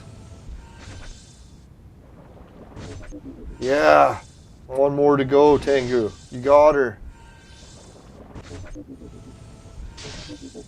Oh no.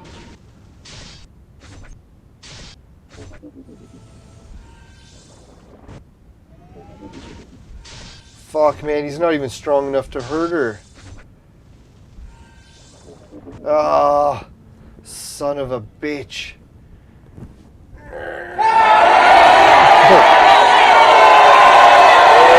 God, he had such a good start there. Fuck. I don't know if we could just get better luck. We have to hit that chick before our main guys die. Oh, Tengu died all of his health right off the bat. He didn't dodge anything.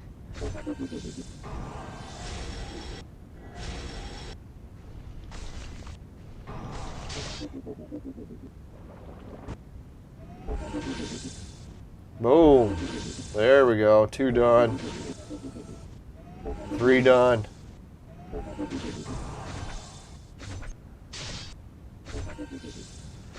Alright, we gotta focus on killing this chick before we fucking... our main attackers die. Because if they're dead before she's dead, it's not good. Oh man, King Peter's just laying us to waste.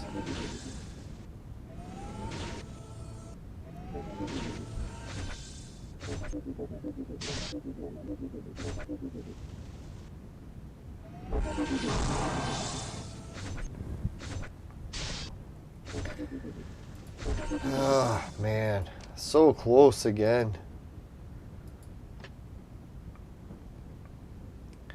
It's such a shame because I need to bring this guy in, but who am I going to sub him out with? The healer? There's no way. Let's try and see what happens, but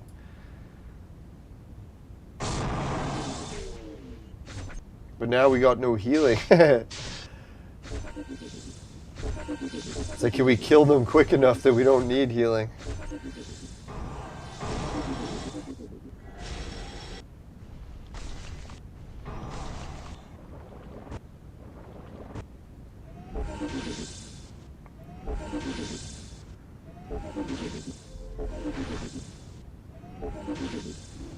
Yeah.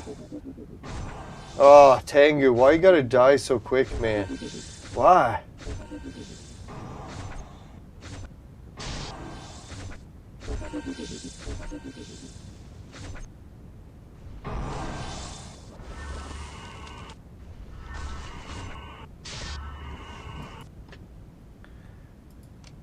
Boom.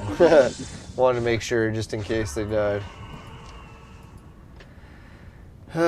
It's a shame that almost worked. If Tengu only would have survived a little. Why did he have to die so quick?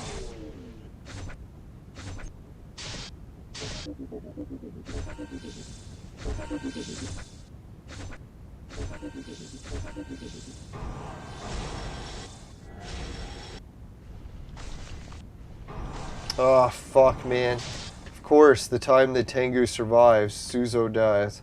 It's always one or the other, right? The game has probably programmed it like it's either one or the other survives. It's never both.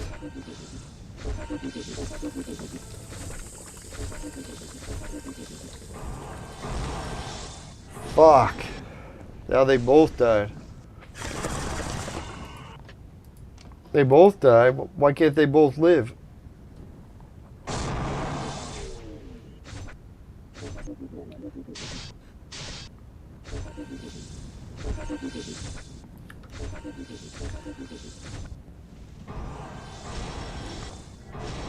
Some people say that CBD causes nightmares for them, but I never had nightmares from it, luckily. Usually the only time I get nightmares is when I'm too deep in that demon stuff, and as long as I'm not in that, I usually don't get too many nightmares.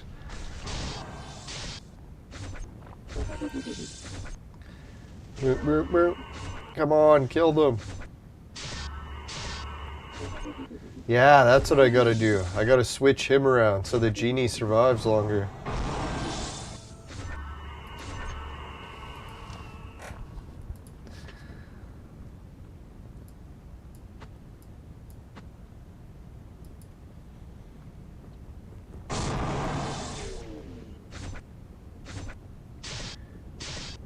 So I think what it is Captain Decker has to survive a certain amount of attacks, and when he does, his defense keeps getting stronger and stronger. So that did not work. So that position, no. But maybe that one. Let's try it.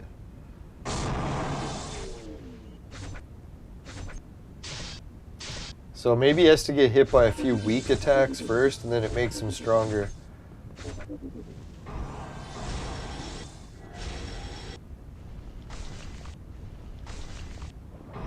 Oh, you fuck. Damn, that fat chick went right for my best guy.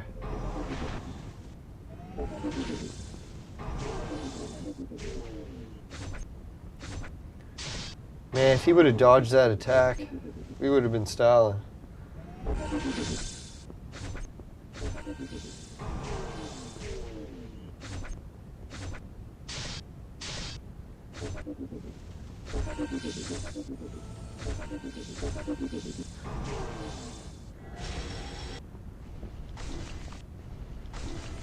Yeah, that's what I figured. We would do better without a healer because really we die in one hit. So there's really not a whole lot to heal if someone's dying in one hit.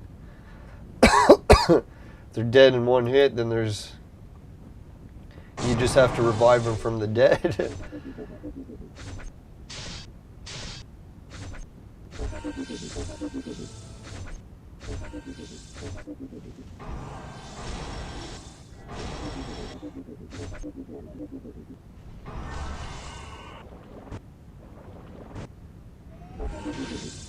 Boom. Boom. Boom. Fuck, we didn't kill anyone. The hell? How did everyone do their special and no one died? That was fucked. Was Genie's attack really doing that much?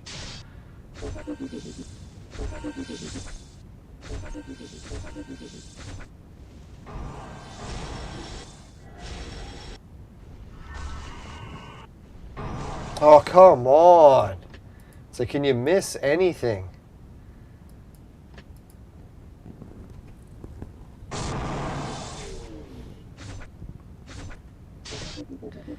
Alright, so we got enough for 1 or 2 more battles before we gotta go. Tomorrow's episode, we'll get the game reset over. I'll let everyone know how my uncle's doing. Let everyone know how my test came back for my first rapid test. We'll see how that goes.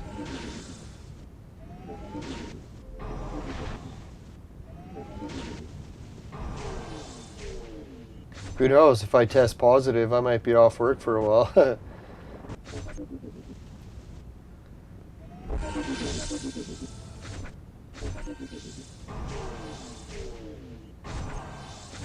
Oh, that was dumb.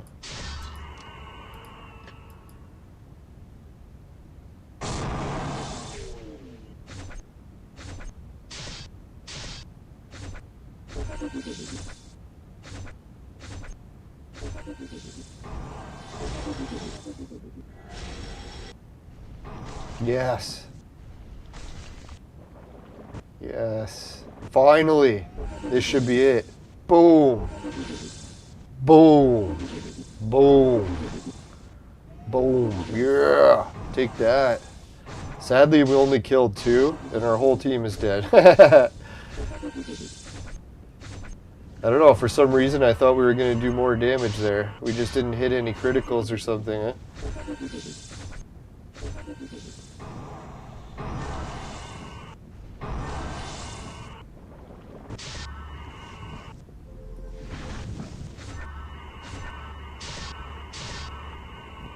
Boom.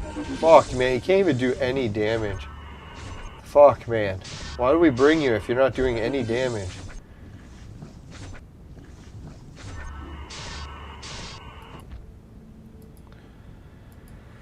The hell, how did everyone get their attacks in and still it was nothing? This is Captain Deccan just not cutting it. Try bringing in Monk.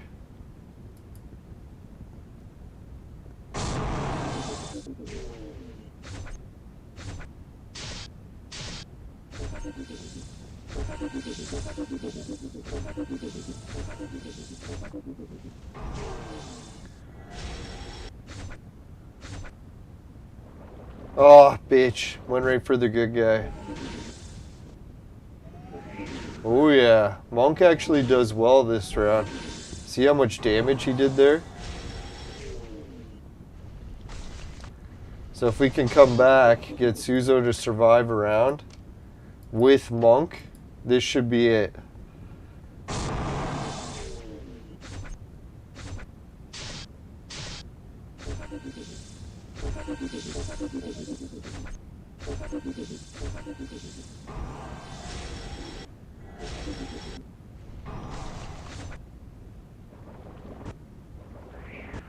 Fuck, man, everyone died. Damn.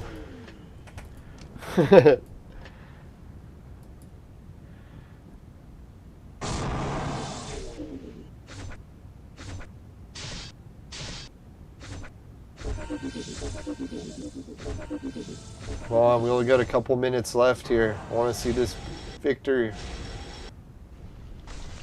Miss. Ah, we were 1 miss away. What a witch. Evil witch. Not all witches are evil. Just that witch.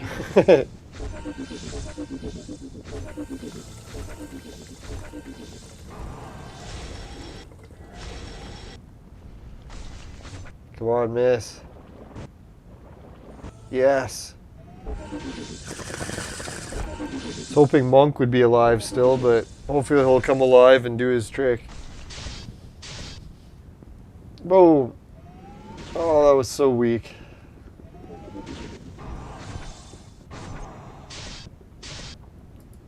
God, that was bad.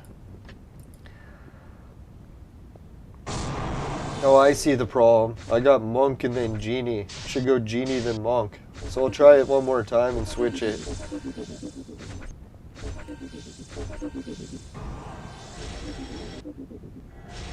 Ooh, good dodge. Fuck, man. Where's Monk dodging shit? Man, everyone died. The hell? Alright, that should do it. I might even switch that fire chick's position.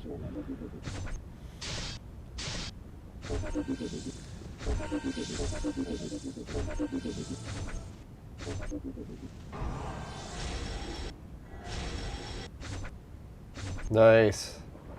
Oh, bitch. Yeah, that was horrid. Yeah, let's try monk switch. There we go. That should do it. Usually monk likes that position.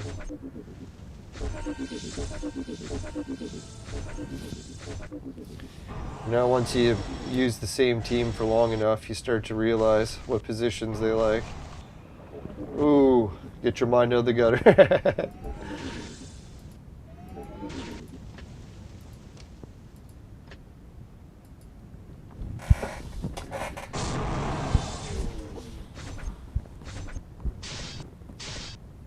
Alright, that was a lot of good dodges.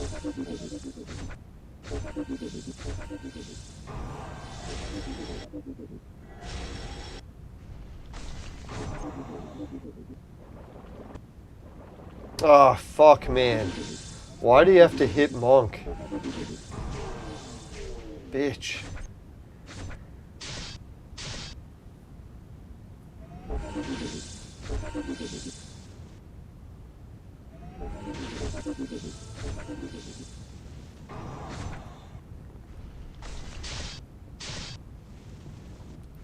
Oh, family, the ties that bind.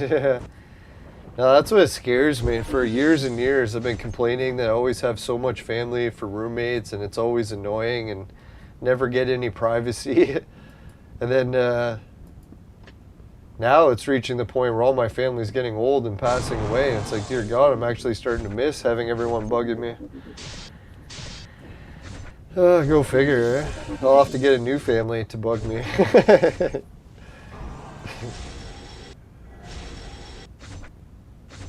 Nah, because even though family's annoying, at least it's annoying in a good way most of the time. Being alone all the time is worse. Woo. Or arguably worse.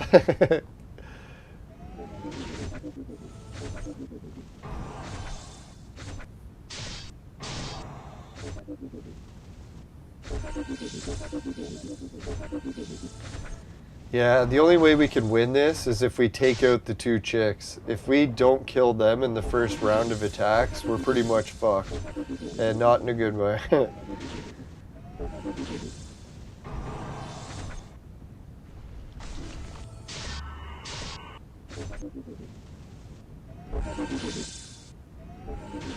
It's what I was thinking, monks attack gets stronger and stronger each time. So as long as we kill them, and if we get into a battle with King Peter's, we should be okay, because monk will be strong enough to just take him out.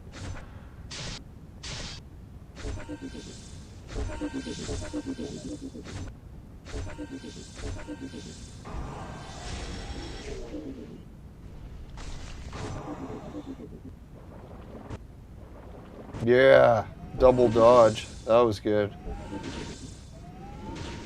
Fuck, man. Why did he kill himself with his own attack, right? Someone must have reflected it back at him. Yeah, that was a shit round. I said I was going to shut it down in 2 hours, but it's not going to happen. I want one good round to finish.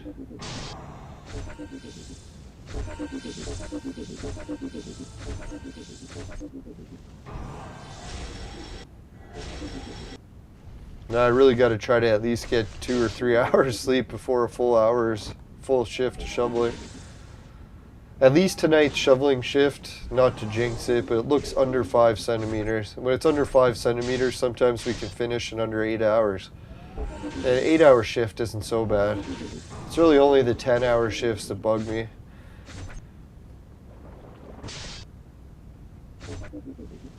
I just got to think about it too, get some hours in before I collect unemployment insurance. More money the better. At this point, I can save up for different trips. Hopefully ride the bus again soon. I might even try that train going up north. I'm gonna look into that. Try one of the new train adventures.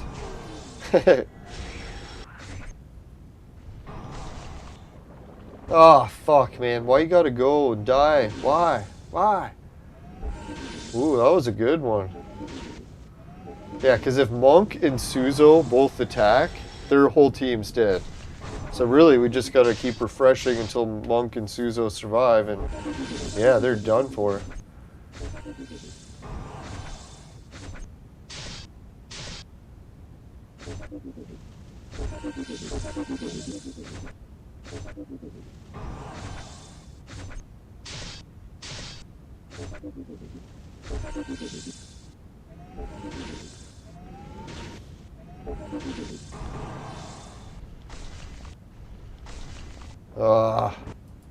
Yeah, we gotta take down one of those chicks. If they both survive, we're fucked.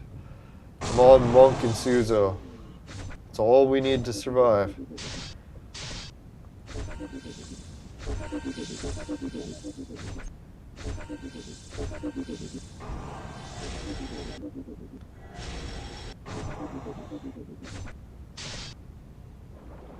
Yeah. Yeah, they all dodged it. This is it. Moment we've waited for. Boom. Boom. Boom. 3 of them dead. First wave of attacks.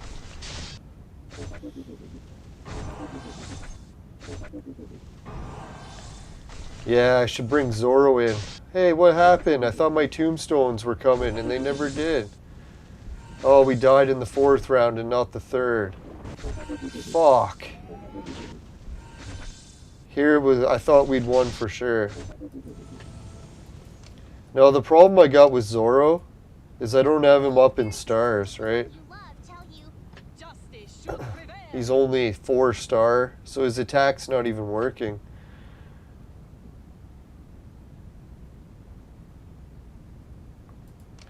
So let's see if we can unlock the stars. I know some people think Zoro's a waste, but we got one viewer who likes Zoro. We did go to the trouble of making Zoro, so we might as well try to get all of his attacks unlocked.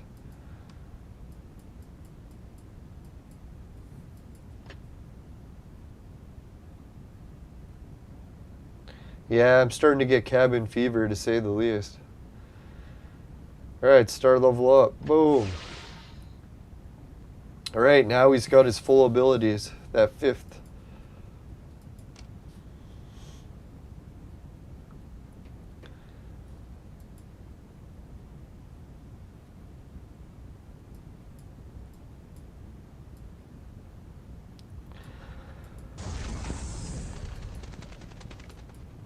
Okay, we'll try one battle with Zoro, see what it does.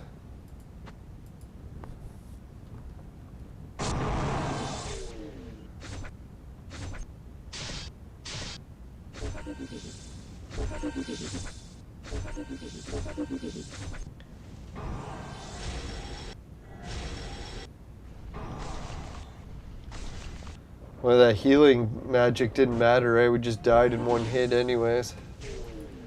Can't heal ourselves because we're just dead in one hit.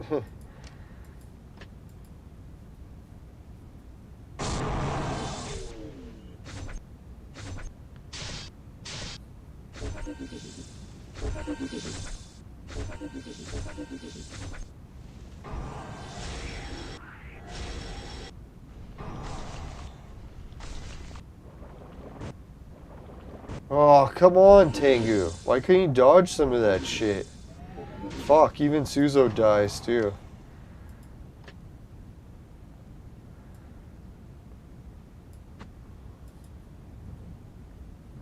I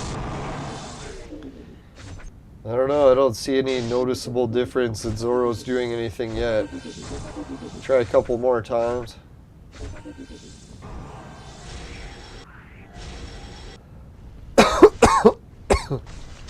Yeah, we're just dying each time with Zoro badly.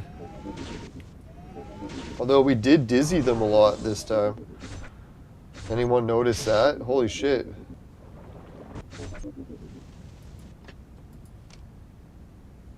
So we'll try it one more time. Maybe that dizzying works.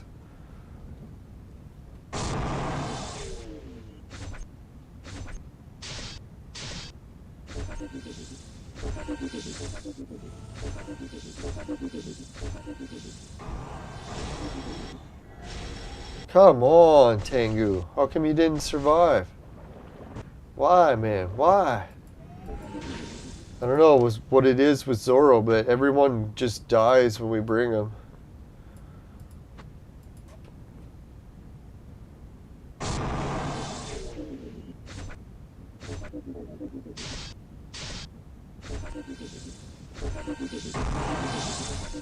Yeah, what happens if you brought 2 copies of Genie?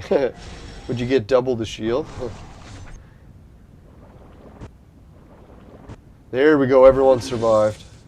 Boom. Boom.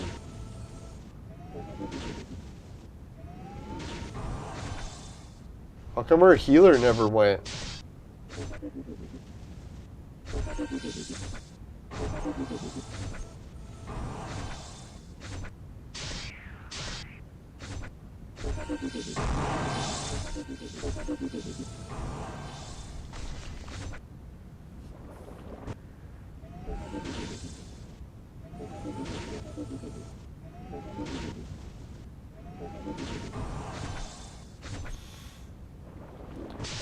Fuck, there goes the healer.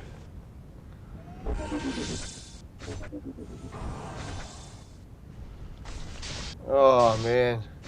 Suzo just dies so easily, eh? It's like always just one hit dead, one hit dead, one hit dead. If he didn't have the revive, he would just be dead always.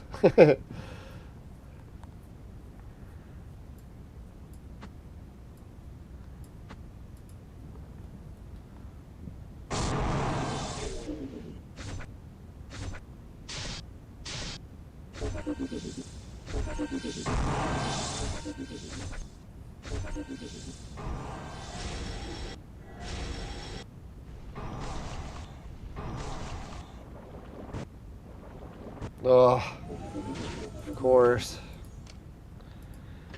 Now, as nice as it is having a healer, it just doesn't work. Let's try her.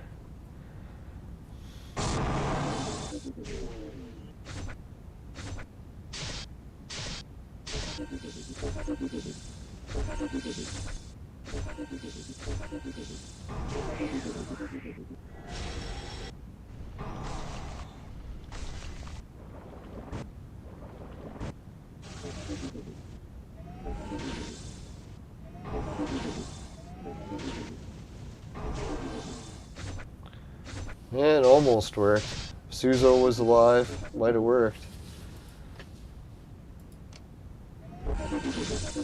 Couldn't even kill anyone.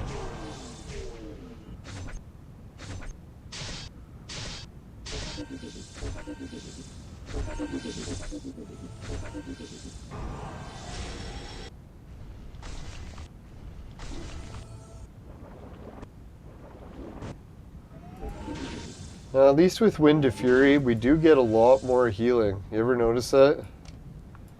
It's like the amount of healing we're getting with her compared to any of the other healers. It's just double, even triple. It's like constant healing. The only thing is, it's not always consistent. Sometimes it'll heal the wrong person.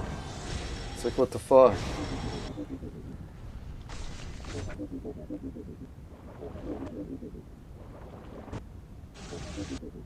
Come on, Tengu. Why do you gotta go die like that?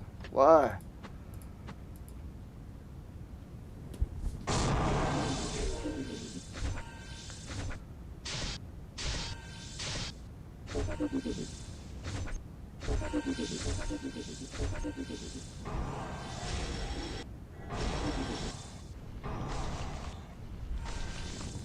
Holy shit. Why did their magic just destroy our whole team that time? Was Tengu offering some sort of defense?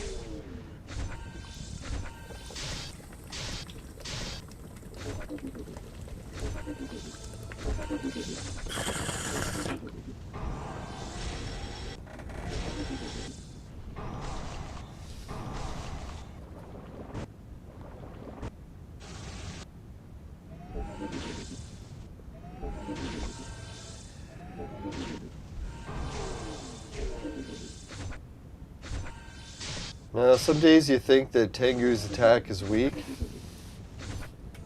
But then you bring Alice and you're like, oh, there's weakness.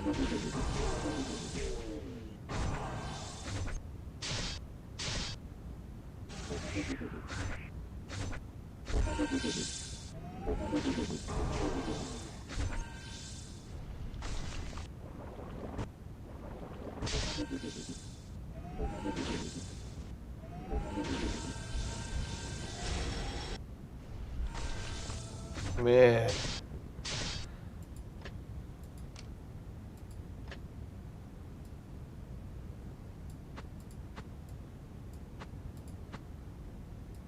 Let's try that. Come on, Tengu. You can dodge.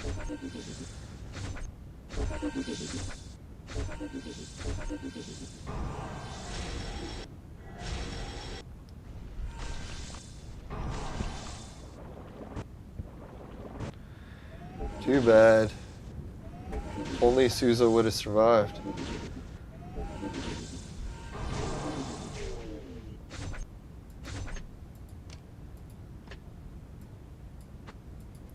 Come on, Suzo. Let Genie die.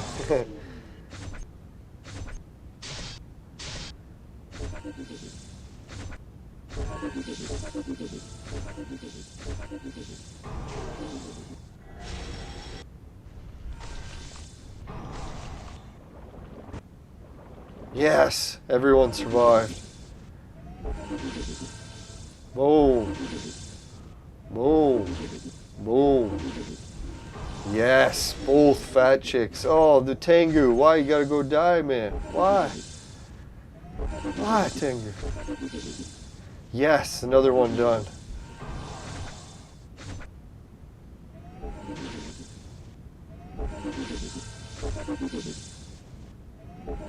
No! No!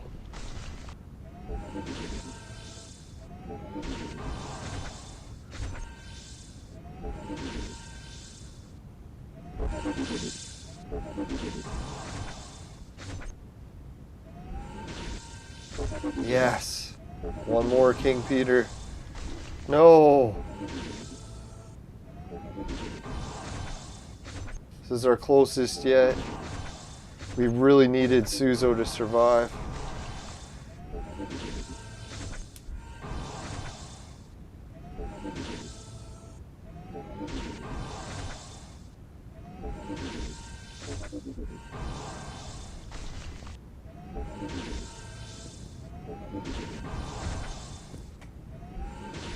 Come on, Alice, land some attacks. What do you think, viewers? We got a chance? If King Peter lands his attack once, we're dead. If we keep dodging, we got a chance. Are we even hitting him? This could be our greatest victory or worst defeat. Oh.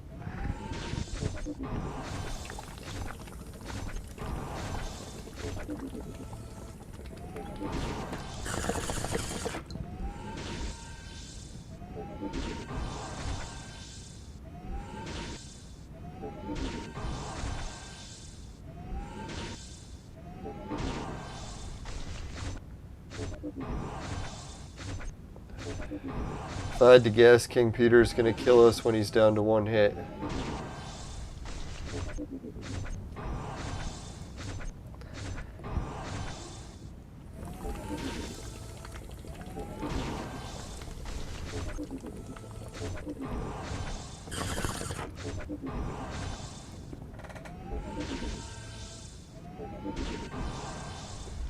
Oh, he hit us, but he healed us.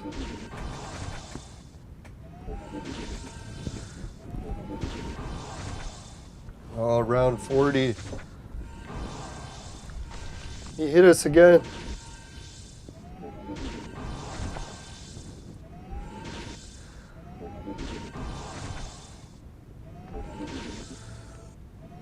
Oh my god, he's at one hit. Yes! Fucking A.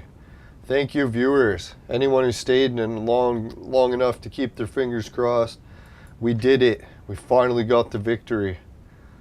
Fuck, man, that was a hard one. Took like, what, 2 hours to beat it? I don't know, I was just stubborn. I'm like, man, I know we could beat it. So I was like, fuck it, let's just keep changing it, keep trying. We found the way. That was the way. I don't know, was anyone skeptical that we were going to beat it? I was starting to wonder there. We had so many bad losses, I was like, oh shit, we're not even close.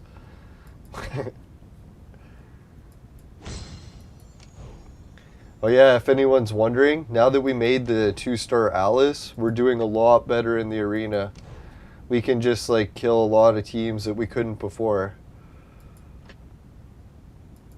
And as I say that, we lose.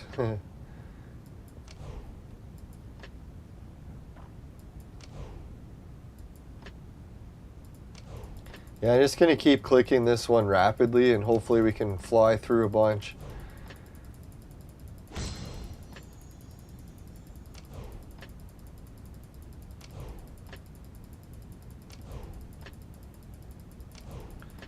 We sure are building up quite a bit of arena tokens. We got well over 1,000 tickets because none of the viewers have asked us for help recently. Remember when we used to do the arena battles and help people? We haven't done that in a while. So now our tickets are well over 1,000. So we can literally just go to town clicking them.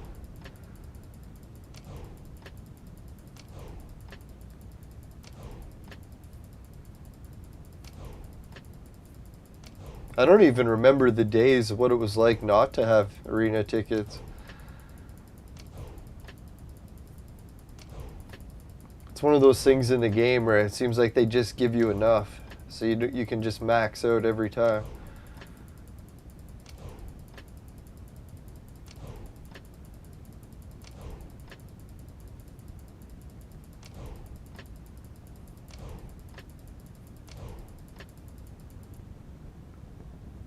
Alright, let's check how many victories did that bring us to. Fuck, man. Still. Dear God.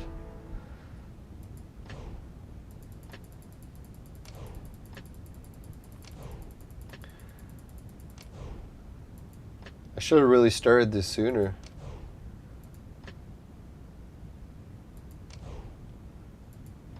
Hey, it's Fez.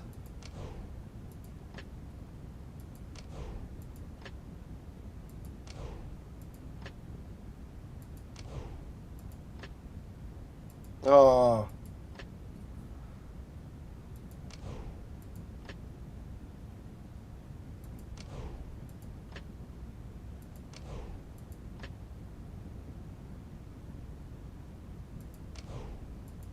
Yeah, that's one of those heroes where I beat him sometimes, other times he wins.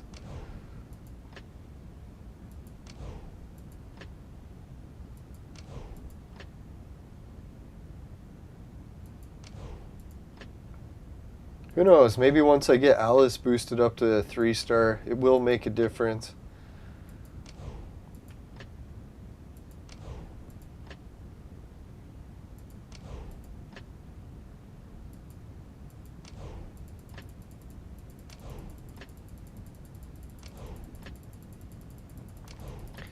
Yeah, let's just try rapid clicking. Now, so tomorrow's episode we'll be doing the scroll burning, and if we get any good heroes, we might actually start making some more reds. We're actually damn close already to the ingredients we need to make another new red. We'll be making a new copy of Alice. It's weird to think to make another copy of Alice.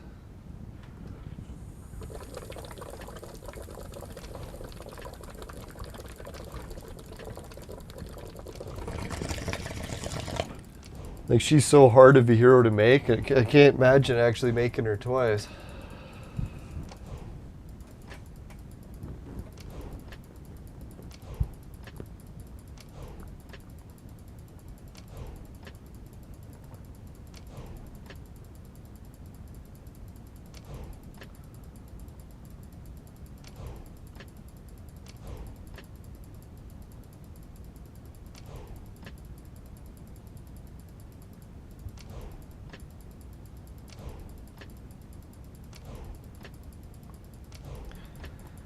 Yeah, I'm going to keep checking on the news, see what's happening with Ukraine. Starting to wonder if the only way this war is going to end is if those two parts of Ukraine actually just become parts of Russia, and then they'll have nothing left to fight over. It kind of reminds me in Canada, because Quebec always talks about leaving too. They want to detach from Canada, become their own country. I think that's what they want. I'm not even sure. They called it the separatist movement. But the separatist movement never got enough votes to actually do it. Or if they did, I just didn't hear about it.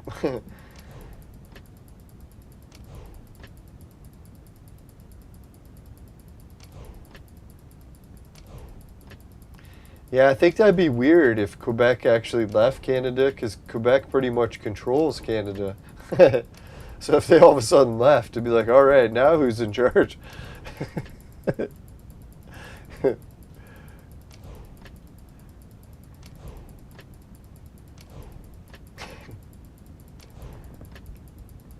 Yeah, I think that's probably why the separatist movement never gets enough votes, because they're like, why would we leave when we're in charge?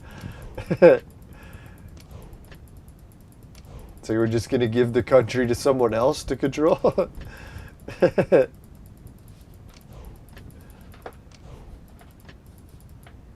No, some people joke about it, but it is true to a degree, because in a lot of cases you need to be French and English, like bilingual, in order to get high positions.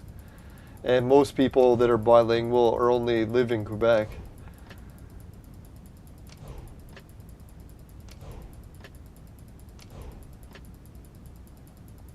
So you actually get a higher standard of living in Quebec due to it.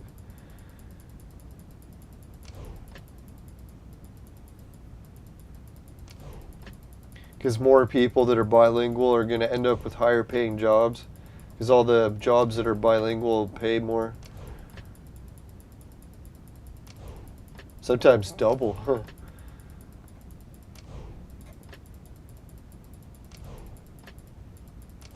So I always wanted to learn French, but I could never get good at it.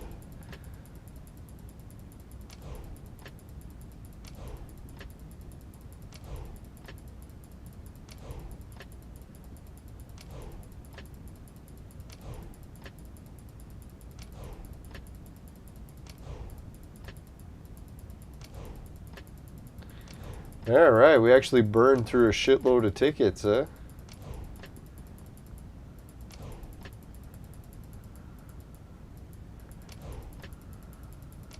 Fuck, a lot of losses all in a row.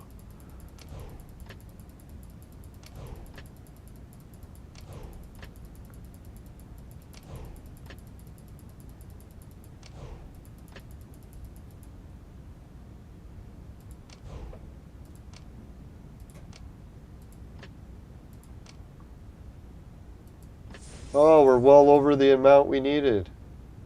Sweet.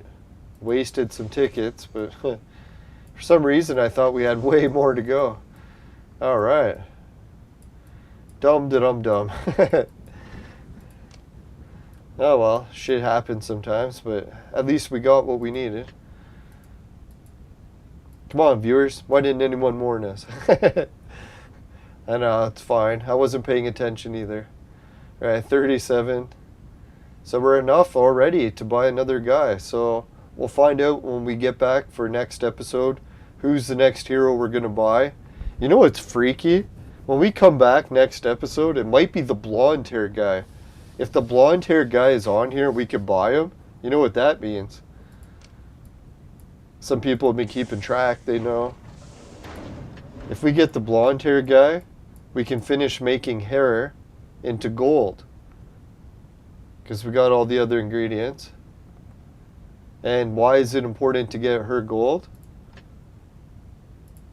Because then we'll have her, him. Or they. So yeah, then we'll actually have Skady. Won't that be weird to add Skady to the team? She might be one of those heroes where I'll just take her, add her to the team, and boost her up right away and get her in the main team. Like, buy some robots, level her all the way up to full. The only thing is her DNA wouldn't be enough. We'd have to save up more DNA. That's really the big dilemma that our team faces. I don't know if some of the Uber players have any suggestions. We're going to have to try to get our hands on some more DNA. It's funny because I thought we'd maxed out the amount of DNA we needed, and then I forgot. We actually need way more DNA.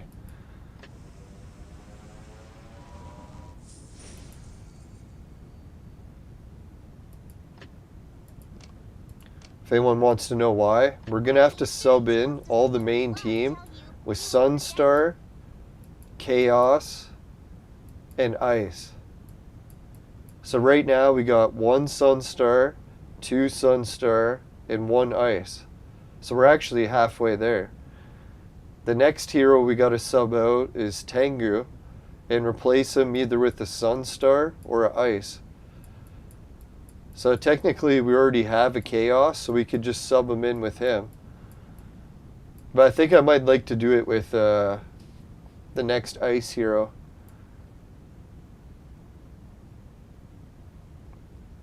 So that way when it comes time to leveling up our heroes, I won't have to put any more heroes into fire. We already don't have to put any more levels into lightning, because we subbed out lightning. Next we'll sub out fire. The only problem will be the DNA, because once we sub out Tengu, sure we can level someone all the way up to 230, but will we actually have enough for their DNA? That's the problem. You can see we're low on DNA. We only have 6,000.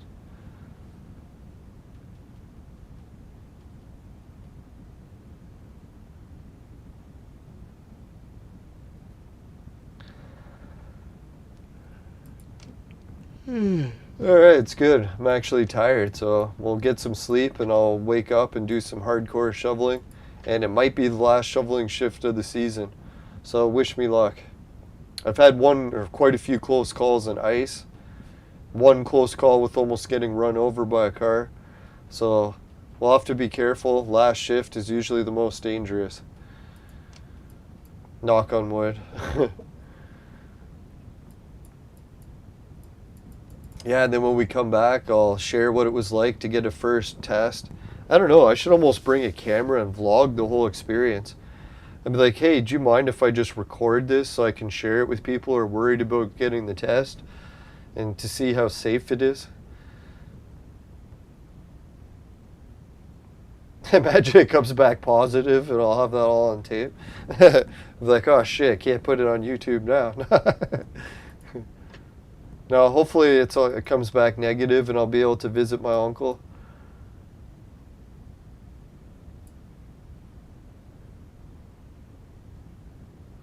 Alright, so we made it up to 4 likes. Thanks everyone. Last episode we were killing it for likes. I think we made it to like 12 or something. But we did it at a different time. So we'll try it at a different time again.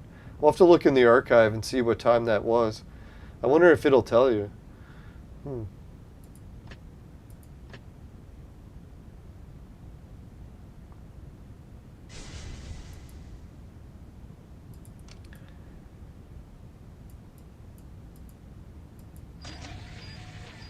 No, it's always nice to actually get tired before you have to go to bed for work, right? You ever hate it when you try to go to bed and you're like, shit, I'm not even tired yet.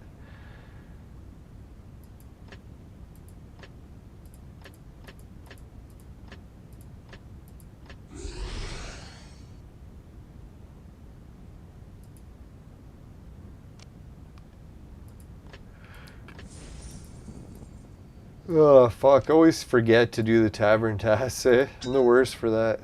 It's the one you should do first, and I always do it last. Totally sidetracked.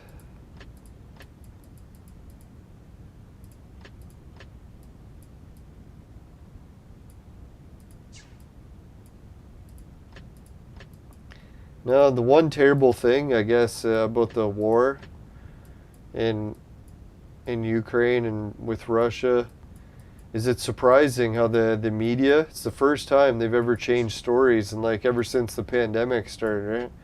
They're actually talking about something different for a change. So as terrible as the war is, I guess we got one good thing out of it. Fuck. Now I was thinking in my province, this is the first time the cases have gone down so low. It's reached the point of before getting these. That's the funny thing when they always say, oh, these worked. It's like, what do you mean? They got back to the levels before using that? But I have to say, I agree with the World Health Organization, CDC. They are gods and never wrong. I would disagree with them, but I will be silenced. No, I'm just kidding. No, I would never disagree with them. It's a 140. There we go. Damn. Who knows? Maybe by next episode, because we're burning the scrolls, we'll be able to get 2 more Sun Stars and then level up a new Sun Star hero.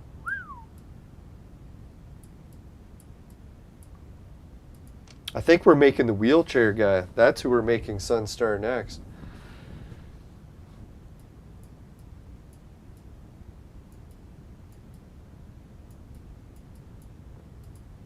Alright, so let's wrap it up and go to the fire screen. Holy shit, we did 2.5 hours. I said I promised I'd try to do it under 2. Finishing quick was not our specialty today. That's what she said. Just kidding. Alright, so thanks everyone for watching. Wish me luck shoveling. If you happen to get any 140 armor in your vaporizer and it tastes like shit, give the show a dislike. But if it doesn't happen, you can give the show a like and a share. Really appreciate it. Just make sure you never buy the products from my sponsor.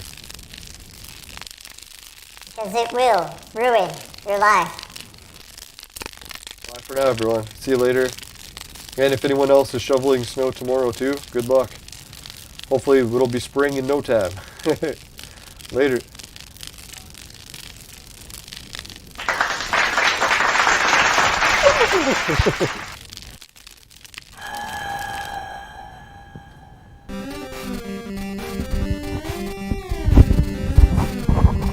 See ya. Good luck.